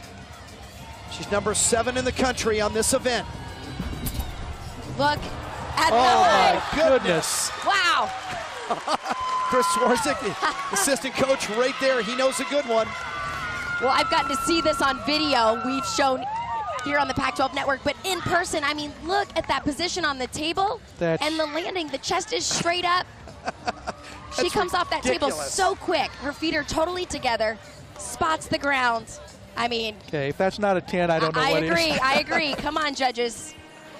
Her season high on the vault is a 9.95. It's not a 10, it's a 9.975. Remember, we saw her get her first collegiate 10, Amanda, at Stanford, but nobody knew it because the scoreboard was broken, so it took handwritten paper passed around before she finally realized. Caitlin Ohashi just went 9.9 on the beam for UCLA. Here's Danusha Francis. And for people watching across the country, this is the most interesting beam work you'll see all year. She's currently ranked 3rd on balance beam in the nation. Well, she is beautiful on this event. She has fluid movement, phenomenal skills, personality throughout this routine and her choreography. She also has 4 individual victories.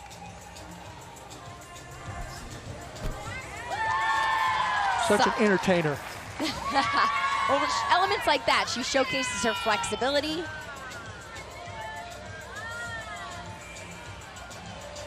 It's not just this year. Francis has been a top 5 beam worker the last 3 years.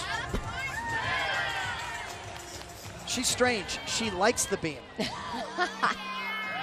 me many years to become friends with the balance beam. But she also does elements that make her stand out. We've talked about it over and over. Beautiful flexibility on the turn. And but that turn was just one of them. Yeah, everybody waits for the dismount. I remember the first time she did this, I couldn't believe she does this side aerial going sideways on the beam and then directly connects it to that full twist.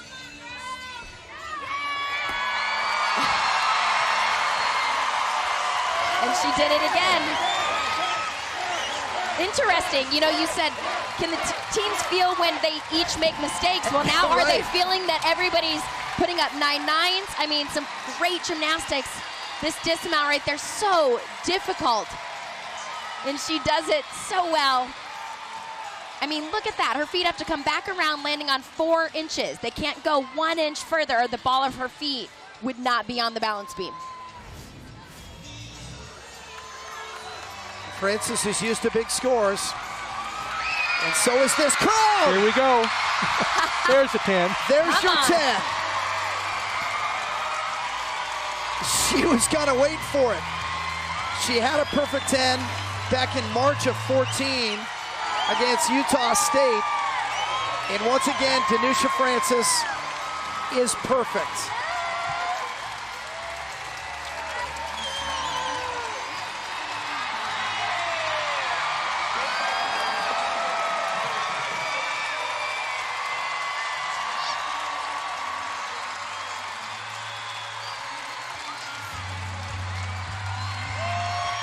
Amanda, you know that's what every gymnast works for.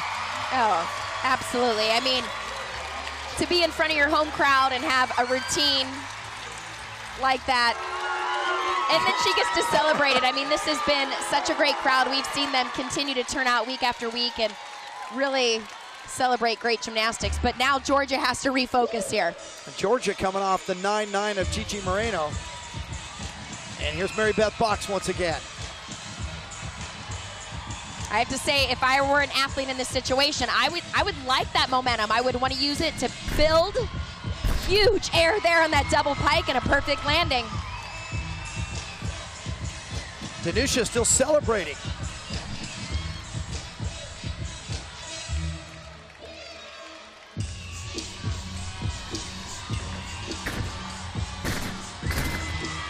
Nice combination, dancing out.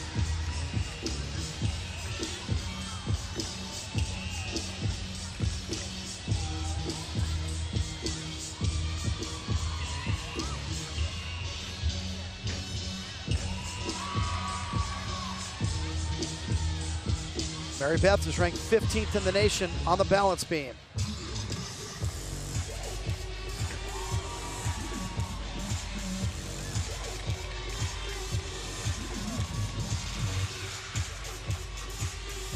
Well, so far this has been a very clean routine with only 1 tumbling pass to go.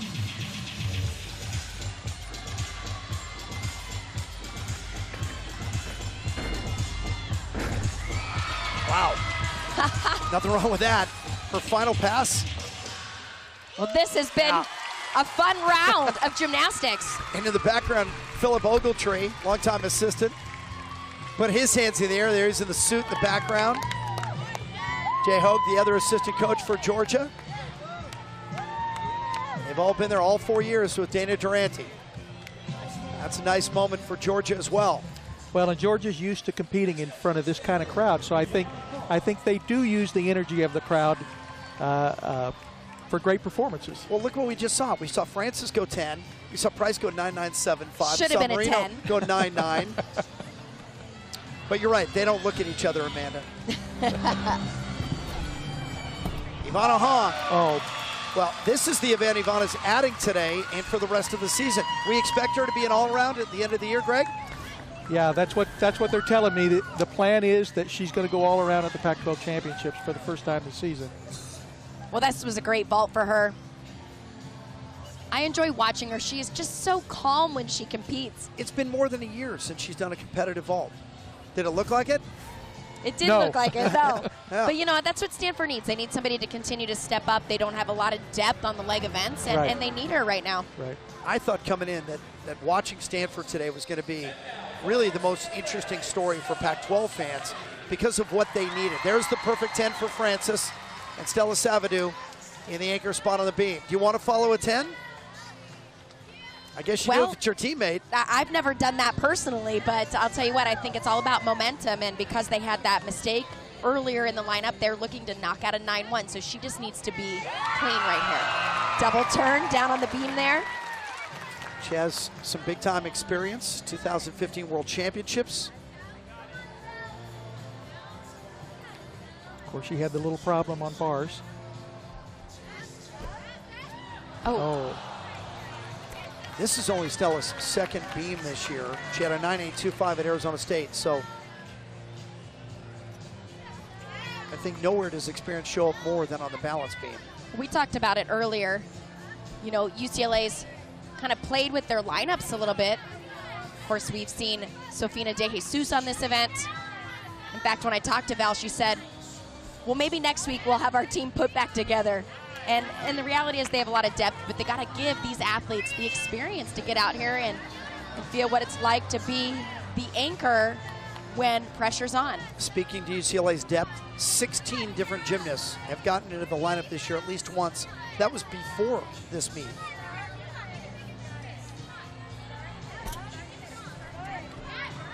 Nice combination there at the end of the routine.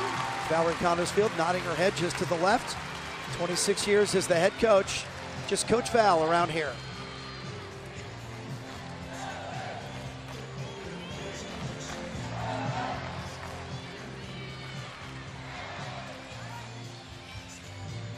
Look at what Georgia's doing, 9.825, 9.9, 9.5, and then Brandy J.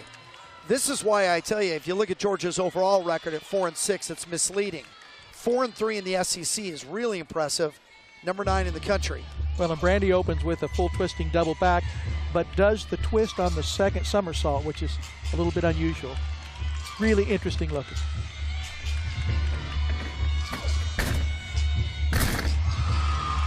Look pretty good. Takes tremendous power and speed. Like you mentioned. Two wins this year on the floor, and twice she's got 9.925.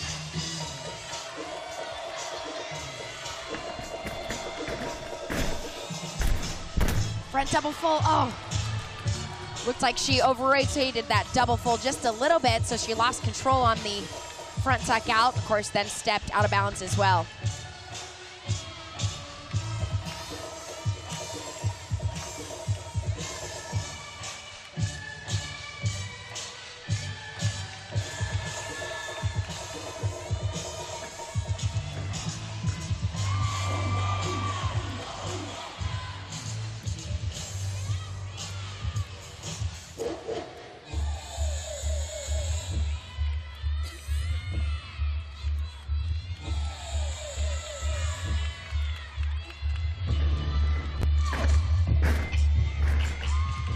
Nice finish there.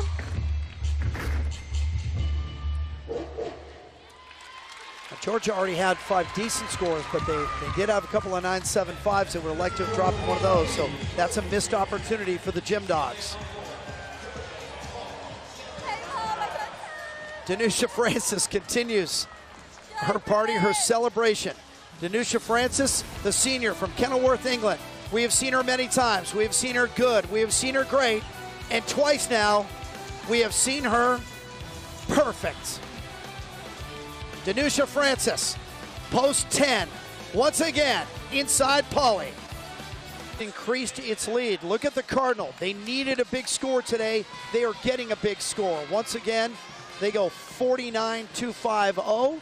That is a season high for Stanford on the vault, a 147.875 total. Let's go back and look at Elizabeth Price. She was in the 5 spot, but she's number 1 in your hearts if you're a Stanford fan, 9.975. Why wasn't it perfect? Well, I'm not really sure. I mean, Yurchenko double full from the angle the judges got to see. And her feet are glued together, which a lot of time you'll see people cross their feet. Yeah, perfect. It was just spectacular. And watch this landing. Her chest is exactly where it should be. Nice control on the landing. One judge gave it a 10, the other a 9.95. That brings us to our Pure Silk Pursuit of Perfection. UCLA on the beam and Danusha Francis. And this was perfect. Scored a 10 by both judges. Well, she showcased those amazing skills as well as the unique choreography and the dismount we all wait for. It keeps us on the edge of our seats. That side aerial sideways on the beam to a perfect layout full. I think what's interesting is UCLA as a team only ended up with a 48.950. So even with a perfect 10, UCLA does not reach 49 in its beam rotation. It's only the second time this year the Bruins fail to get to 49. Georgia, by the way, on the floor, Mary Beth Box's 9.95 leads them to a 49.175. 11 for 11, Georgia on the floor this year, getting to 49. So good work by the Gym Dogs in the background of Danusha Francis's perfect 10. Well, and for UCLA, this is the first time that they had two freshmen in their beam lineup, and both of them made mistakes tonight. Yeah, I think we talk about them switching their lineup right now. They're switching their lineup because they have some athletes that have some small injuries and hopes to have them back in the lineup next week and more importantly at the end of the season. So anytime you make an adjustment on your beam lineup, you never know what's going to happen. UCLA on the floor where they'll close today is number 4 in the country. Danusha Francis will not participate in the floor, nor will Siddiqa Bynum. These are Pac-12 gymnasts in the top 20. I've been saying all year long that this, I think, is going to be the best event at the Pac-12 championships. I mean, look at that list. Siddiqa Bynum, Angie Sipper, we're not going to see her on the floor today either, are we? No, and I think Bynum is going to compete, but we're not going to have the Nene tonight. We're not going to have James Bond, and we're not going to have the cell phone. I see where you're going with Bynum, but she's in the 6th spot. If UCLA posts 5 big scores, is Coach Val going to run Siddiqa Bynum out there? Yeah, I think she will. Well, she understands performance. She understands entertainment. She's got a big crowd at Pauley and a national TV audience. We'll see. UCLA has already changed 3 in its lineup. We'll see what happens when we come back to Pauley. Stanford, number 17. Georgia, number 9. And UCLA, number 8. College Gymnastics live on the Pac-12 Network. It's never surprising to see Stanford students come through when they need it most, and Stanford needing a huge score today after losing Monday on the road in Corvallis to Oregon State. 147.875. So currently they lead Georgia by .375. They lead the home team, UCLA, by .525. And we go to our final rotation, and Georgia will finish on the vault. Georgia is number 4 in the country on this event. Yeah, this is their best event, and bars is Stanford's best event, at least on paper. Georgia just posted a 49-4 as a team against Auburn 2 nights ago. Ashlyn Broussard. Holding on to that landing. Great amplitude on that vault. As she landed, she kind of popped up, stayed on the balls of her feet. She'll get a small deduction for being off balance. Well, in the arm swing, but she fought for that landing. You love to see that. Broussard had a 9.9 on beam already today.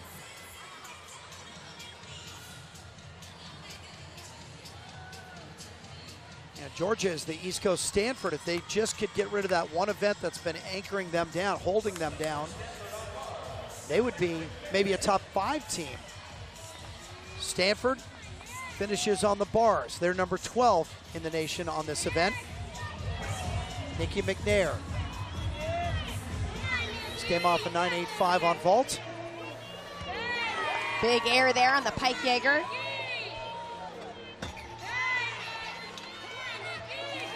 Really nice swing. Everything looks so easy for her.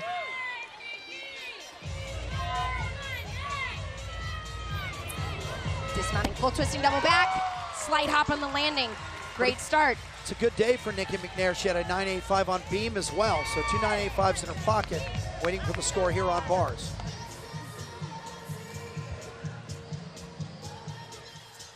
UCLA on floor. Number 4 in the nation. Maybe the most entertaining team without question. Michaela Gerber like she did on beam, leads off on floor. And beam, she went 9.925.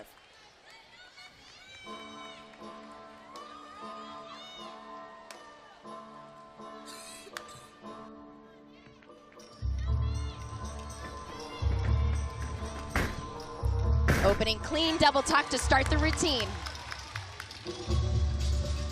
We talked about UCLA having some bumps and bruises. This is the event where you see the most change in the lineup. Last week we saw them against Arizona State. We weren't sure what that meant for this event, and then they came out and impressed everybody. Coming right back, combination whip to the 1.5 twist.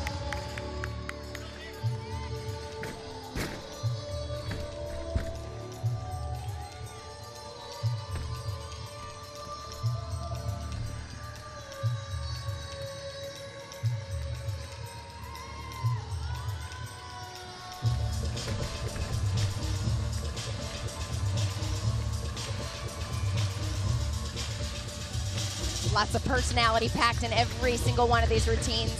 The choreography fits every athlete.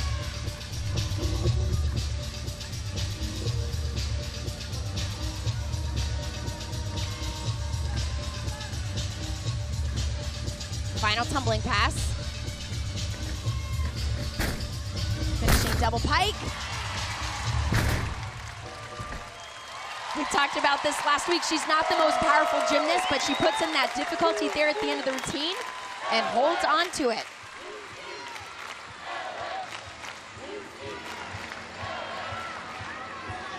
Crowd picking up the UCLA clap. Bruins undefeated, more than 2 years inside Pauley Pavilion. Ashlyn Broussard, 9.875.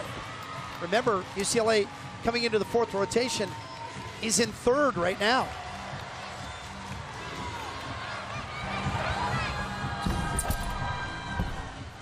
Another huge Yurchenko layout full. You know, when you get to watch this vault over and over, very similar to the judges, you appreciate the amplitude, the distance. Well, and they start out with these nice fulls, and then they're going to up it here in another gymnast or two and go to 1.5s. Very strong vaulting team. Saw Lauren Johnson on bars much earlier in the day, 9.725 on that event. She's coming off a season high 9.85 against Auburn on vault. 9.85 for Nikki McNair on bars. Taylor Rice.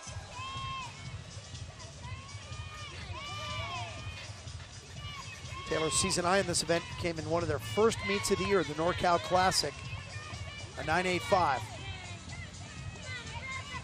Opens with the Jaeger. Wow. She looked like she came off just a little bit early, and she got that dowel around on the catch. Didn't look like she was going to get back to the bar. And we've seen her struggle with that Yeah, this she's had problems year. with that earlier in the season. Nice handstands, though, throughout this routine. Combination to finish the routine. Wow. I'll tell you what, I think that's the best routine I've seen her do on this event this season, and you know what? This team needed that right now. Taylor. That's the Taylor we know. She is capable of putting big scores up for this team. We've also seen her struggle here on the landing.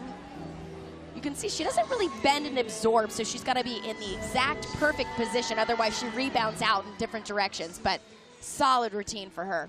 Her parents, Mike and Cassie, own a gym in Vegas, so she grew up with chalk in her hands. Michaela Gerber, 9.825. Sonia Mraz. Sonia's been really good on floor this year. Her best came against Oregon State, 9.85, but she's consistently well above 9.8. And her music malfunctions as well and steps off like a veteran. I'm not sure how they'll handle that because she actually started the routine. She was starting to move. And we saw them to the letter of the law do this at Arizona earlier this year against Stanford. We were all there. Yeah, technically, once you start the routine, the clock's running. You've got to finish. Even if there's problems with the music, you just continue on without the music. That's right. And Kennedy Schneider that night for Arizona actually did the first 30 seconds of her routine a cappella. There was no music going on. Well, and you train as a gymnast to be able to handle those kind of moments. I think what's tough with a team like this, and there's still some struggles. The music has stopped again. These routines are designed to be such a great performance. Now, the tough part about this, which we saw in Arizona, is that she's got to stay with the rhythm that she's used to. She's got to stay in the time frame. Got to hear the music in her head. Nice middle pass.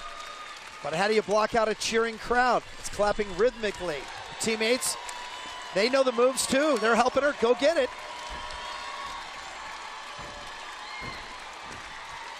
You come to a UCLA meet, you will see something special. We've already seen a 10. Now we're seeing Sonia Mraz dancing along with the beat of 7,000 gymnastics fans wearing all three team colors.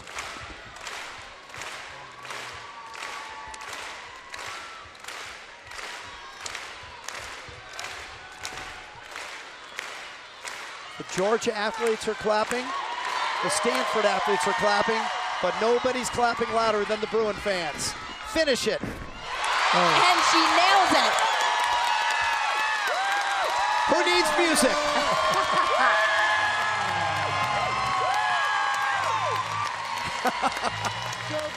That was terrific. Well, there's so many factors when that stuff happens, is staying in focus. You know, it's small things like when you do a tumbling pass like this, you land and you can hear yourself breathe. Those are not normal elements when you're used to performing to that loud, blaring music all the time, but she stayed mentally focused. Why didn't the band play? And you did get the feeling that the crowd really helped. She got stronger and stronger as the routine went on. She didn't want to let them down. Good vault so far for the Gym Dogs. 9.875 for Broussard, 9.85 for Johnson. Here's Gigi Marino again. We saw Gigi with a 9.9 on floor. Gigi's won vault this year. She's got 9.9 twice. Yurchenko 1.5 twist. Probably not going to be a 9.9 to step out on the landing. No, just a little off the line in direction and a step on the landing. Well, she's a very fast gymnast. You see Elizabeth Price that has the height, the power. She's a little quicker. But overall, it was still a clean, strong vault. Marino's helped out her team today, looking for something here in the mid 9.8s. 9.85 for Nikki McNair. Taylor Rice, 9.875. Nice work by Taylor. And here's Danny McNair.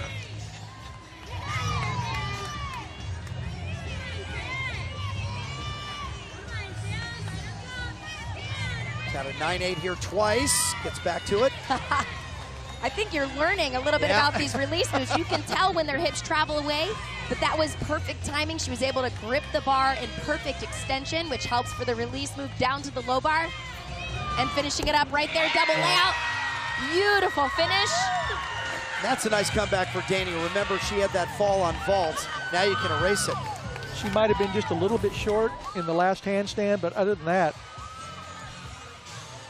not many deductions. Beautiful routine.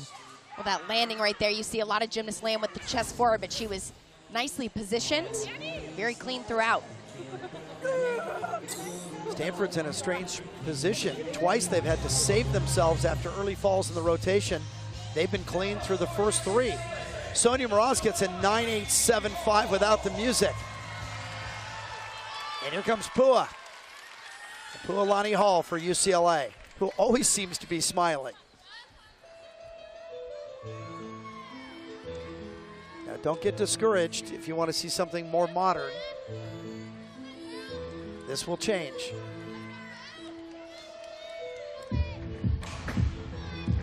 Big combination, 1.5 twist through the double tuck. Chest forward just a little bit on the landing, but she held on.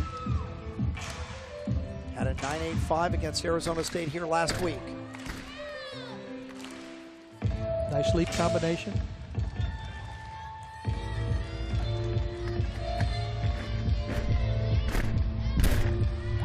Clean second tumbling pass.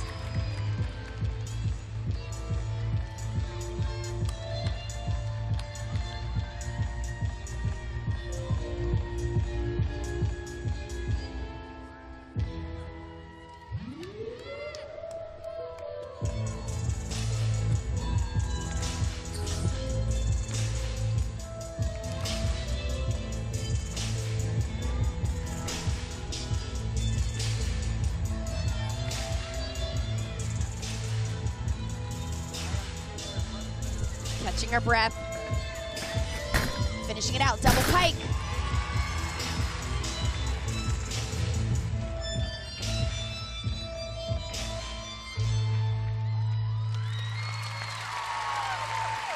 Pualani Hall.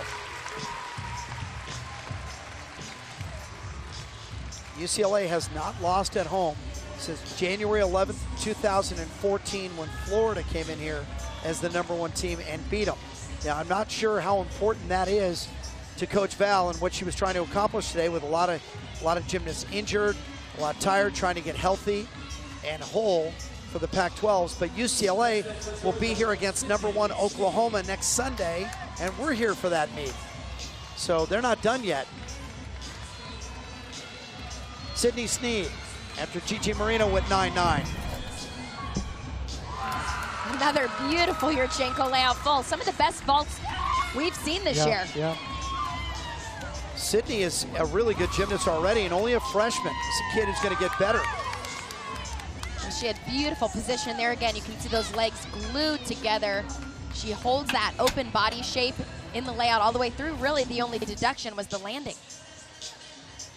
Sydney had a 9.8 on bars. And she had a 9.75 on floor. McNair goes 9.875 to match Taylor Rice. And here's Dare Maxwell. Only time we're going to see Dare today. Freshman from Oklahoma City. Has a best of 9.825 on bars.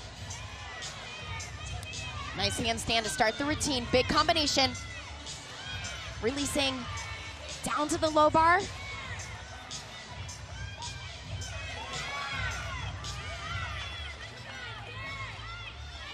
Finishing giant full double tuck. Hold it. Stuck landing. She had a 9.8 on Monday night at Oregon State. You can really feel all these teams kind of picking up momentum here at the back part of their competition. Well, we must be at the end of the season. Here comes Stanford. That's right. And there's Kristen Smith, the head coach.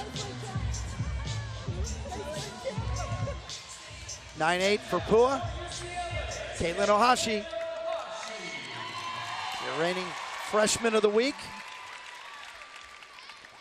Third time she's won that award. And twice she's gotten 9.85 on floor. But the first time back since her injury. Yeah.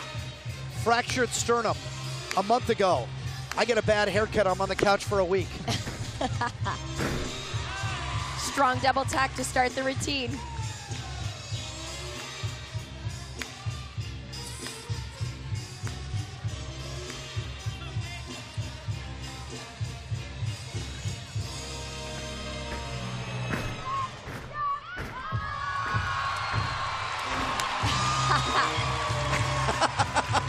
Lots of combination there, drops it to the floor. Her face was almost like, did you see that? That was pretty good. You know, I'm just not sure any other team in the country could have half of their floor lineup out and still come on strong on this event. Go 49.5 with the reserves.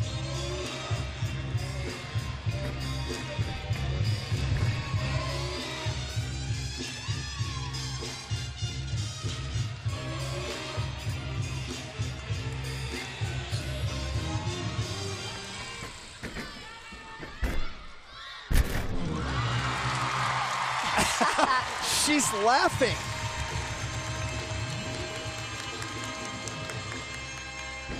Well, that is such a fun routine, but I think, you know, for her, she was out of competition. She's a competitor. She loves to compete. She was out a few meets. She's gradually getting back in. You know, during warm-ups, I heard that song playing when I was walking around the concourse. I knew what it was. I was kind of, I hate to say it, I was dancing a little bit up there. There was no witnesses, so I was all right. But that music just gets you going. Well, this pass, always a fun one to watch. The crowd loves it, and here's why. Little personality there, drops it. And this face. You know, I said this from the beginning of the season. I'm so glad to see such a great elite gymnast. She took a hiatus from gymnastics for a few years, came back, and now she's out here doing what she loves and performing in front of a great crowd. Well, and obviously enjoying it. Absolutely. Look at Georgia on the vault, another 9.875. That was Sydney Sneed and Brittany Rogers now. So we're going to finish up the rotation here with 2 1.5s, 2 10-0 vaults. Both are capable of being done extremely well. Georgia's season high on this event is a 49.5. They have a chance to beat that. Oh, come on! All right, vault judges. Goodness! And if there's any self-respecting UCLA fans here, they should hold up those perfect 10 signs. Absolutely. I watched her stick it in the warm-up, but you never know in competition. There's that small little leg separation if the judges saw it. But a beautiful landing, and that's tough because Elizabeth Price put up that Yurchenko double full that I felt deserved a 10 also, so we'll see what the judges do with that. It's a 10. They're giving her a 10. You just saw 2 in one day. And look at Philip Ogletree. He's about to tear off the coat. Dana Durante, the long walk to join the mosh pit. Great moment. Hold up the G.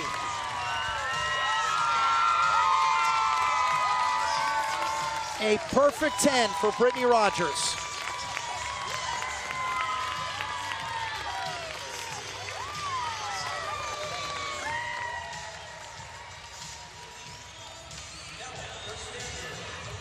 And here comes Elizabeth Price after 3 9.87s in a row. The hat trick, and then you give it to Price. And Price is good on everything. She's great on bars, number 3 in the country. Well, this routine makes you sit on the edge of your seat. It is big amplitude right here. Transitions right to the low bar, nails that handstand. Beautiful. So much difficulty, all connected. And all that's left is the dismount right here. Got it! Oh no, not again. We are seeing some great gymnastics today. We knew all of these teams were capable of this, but it is all about momentum. And every team is feeding off this energy, but watch this. Spots the ground. We see her do near perfect gymnastics all the time. I'll tell you what, I'm gonna say it. I think that's a 10 again there. Well, she has a 9.975 this year, and 6 of her 8 have been 9.9 or better. So she always flirts with it, waiting on the score. And I think another element that you appreciate is that she has tremendous difficulty on top of it all. It's a 9.975. So that means one judge did give the 10, the other gave a 9.95, and this crowd's booing. Yeah, that's a UCLA crowd booing that. They wanted to see another 10. Ohashi went 9.9. That's almost a pedestrian score here in the last 5 minutes. Janae Honest. Last time on this floor against Arizona State a week ago, 9.925.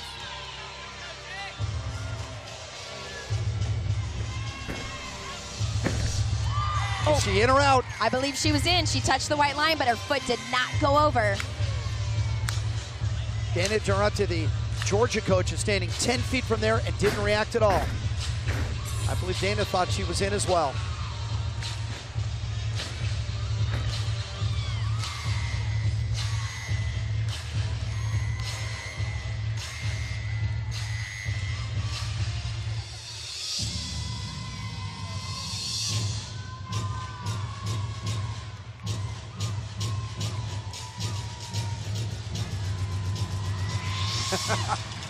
See, it's those little things, the nuances that people love about the UCLA floors.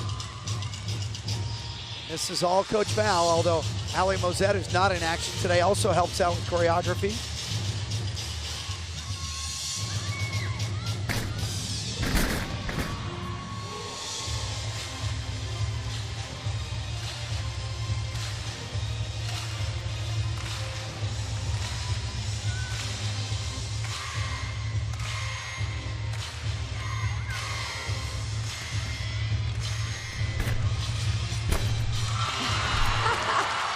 Man, this is fun.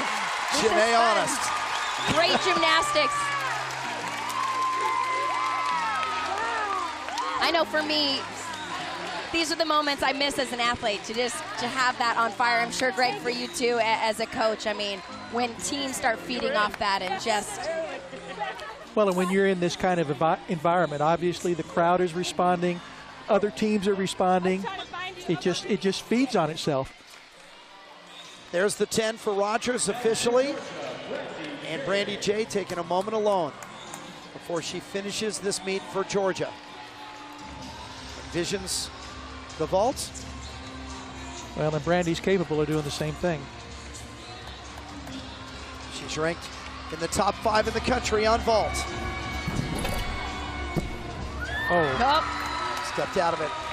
She was going for it, though. That's yes, right. she was. That's the risk with that vault is you got to be perfect, in perfect position right when these feet hit the mat, right here. And you're going to see her hips were behind her feet, and so that's your only option is to stumble, step back a little bit. Because it starts from a 10.0, a lot of times you'll still see that high 9.8, even break into that 9.9 range.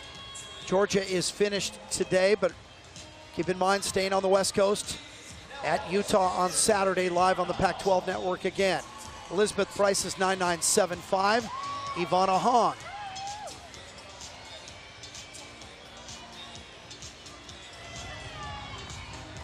Beautiful line to start this routine. 2 wins on bars already this year. So far, this has been absolutely beautiful. She winds up, setting up for the dismount, double layout. Holding on to it. Maybe rolled back on the heels. But what a day for Stanford. Yeah, this is exactly what they needed. Having to come in, remember, 5th currently in the Pac-12 standings. Top 4 teams in the conference go in the night session at the championships. Bottom 4 go in the daytime. All the scores are the same, but it seems like that night session just draws out the best in everybody. So that's the goal. So even with the 9.925 by Janae Honest and all those big scores in front of her, I guess because of Hall's 9.8, you got to see Bynum. Former number 1 in the country on the floor and currently number 4. This is big gymnastics. 5 victories already on floor this year. A 9.975 against Oregon State. Double layout. Perfect landing.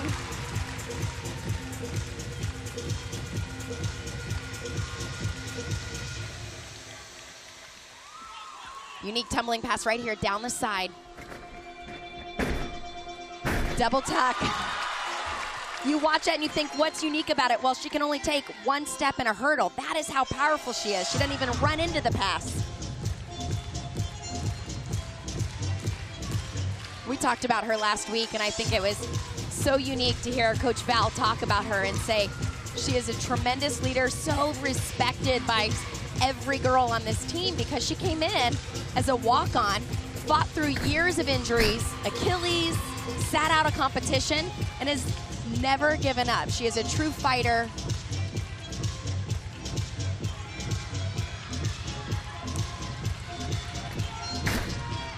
Combination here to finish it out through to double tuck. And Amanda, you told the story a couple of weeks ago. She shouldn't even be here. All these Olympians, all these big names that come in, all these level 10 state champions. This kid was a walk-on. That's right, never gave up. She constantly fought through. And the coaches say it's her work ethic, it's her drive. She is like that in the gym. She pursues excellence every single practice, every single day. What a day it was in Westwood. We saw perfection on the beam, and we saw perfection on the vault.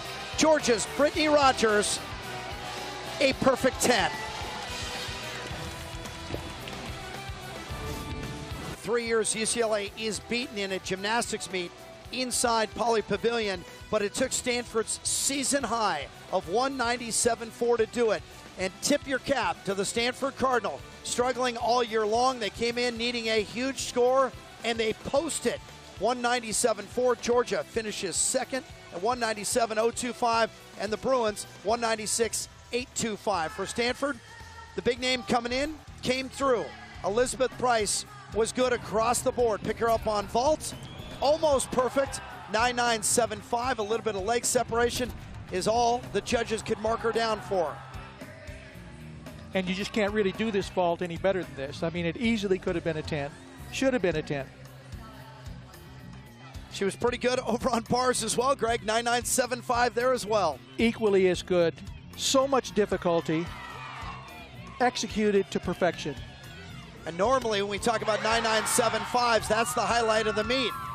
But that's the subplot, because we had two perfect routines today. Let's begin with Georgia's Brittany Rogers on the vault. Well, and she just nailed this vault. And I think she knew it right away. Great height, great distance, knew exactly where the floor was, got ready for that landing and just stuck it. And then, of course, the highlight of the meet, because it was here at UCLA, Danusha Francis. She has been great on the beam before. She has been perfect on the beam before. Today, flawless again, especially the dismount. And watch the team. They know, they see it every day. And such a performer. Danusha Francis. Nobody in collegiate gymnastics has ever done that. And she did it perfectly. Danusha Francis standing by with Amanda Borden. We always love watching you. Did you think your beam routine was perfect tonight? Yeah, I mean, I've come off before and felt that way, so you never know the judges, but today the judges agreed, and my team agreed, and the crowd agreed, and it all just came together. And the weird thing was, last time I got a 10, I was wearing the same leotard, and we haven't worn it since. So that was crazy. So little good luck. Well, we think it's always perfect, but I've been wanting to ask you, we've watched that dismount over and over. How did you come up with that, and what did you do to learn it? I used to just play around with the skill by itself, and I did it in the beam final my freshman year, and then Randy, one of our coaches, just came up with it, and it was kind of more of a joke, and then I just tried it to like a back tuck, and I was like, oh, okay, this actually has some potential. I remember the first time competing, it was so scary because the margin for error is so little, but yeah, now here I am, been doing it for a long time now. Yeah, and doing it perfect, that's for sure. Well, this team's had a lot of ups and downs, bumps and bruises. What did you learn today about this team? We just have a lot of depth, and it's so great to just see people coming out. And Miss Val's been saying a lot that our walk-ons have been performing amazingly. Like half of our lineup on every event is walk-ons, and that's just unbelievable. So yeah, it's so amazing to have that depth. And yeah, I love this team. They bring the heart and the energy every single week. Well, congratulations to you and your team. Good luck to you. All three teams, something to take away. Francis gets the 10 for UCLA. Brittany Rogers gets the 10 for Georgia, but Stanford wins the meet with the 197.4. Greg, we said it coming in. Stanford had to go big. They did it today. They did exactly what they needed to do. For your producer, Mike Shames, your director, Tim Lay, our statistician, Tenley Kokic, your unit manager, Taylor Glover, and my partners, Amanda Borden and Greg Marsden. So long from Westwood, where Danusha Francis puts her signature on perfection again. We'll see you in Utah next week, Georgia and the Red Rocks.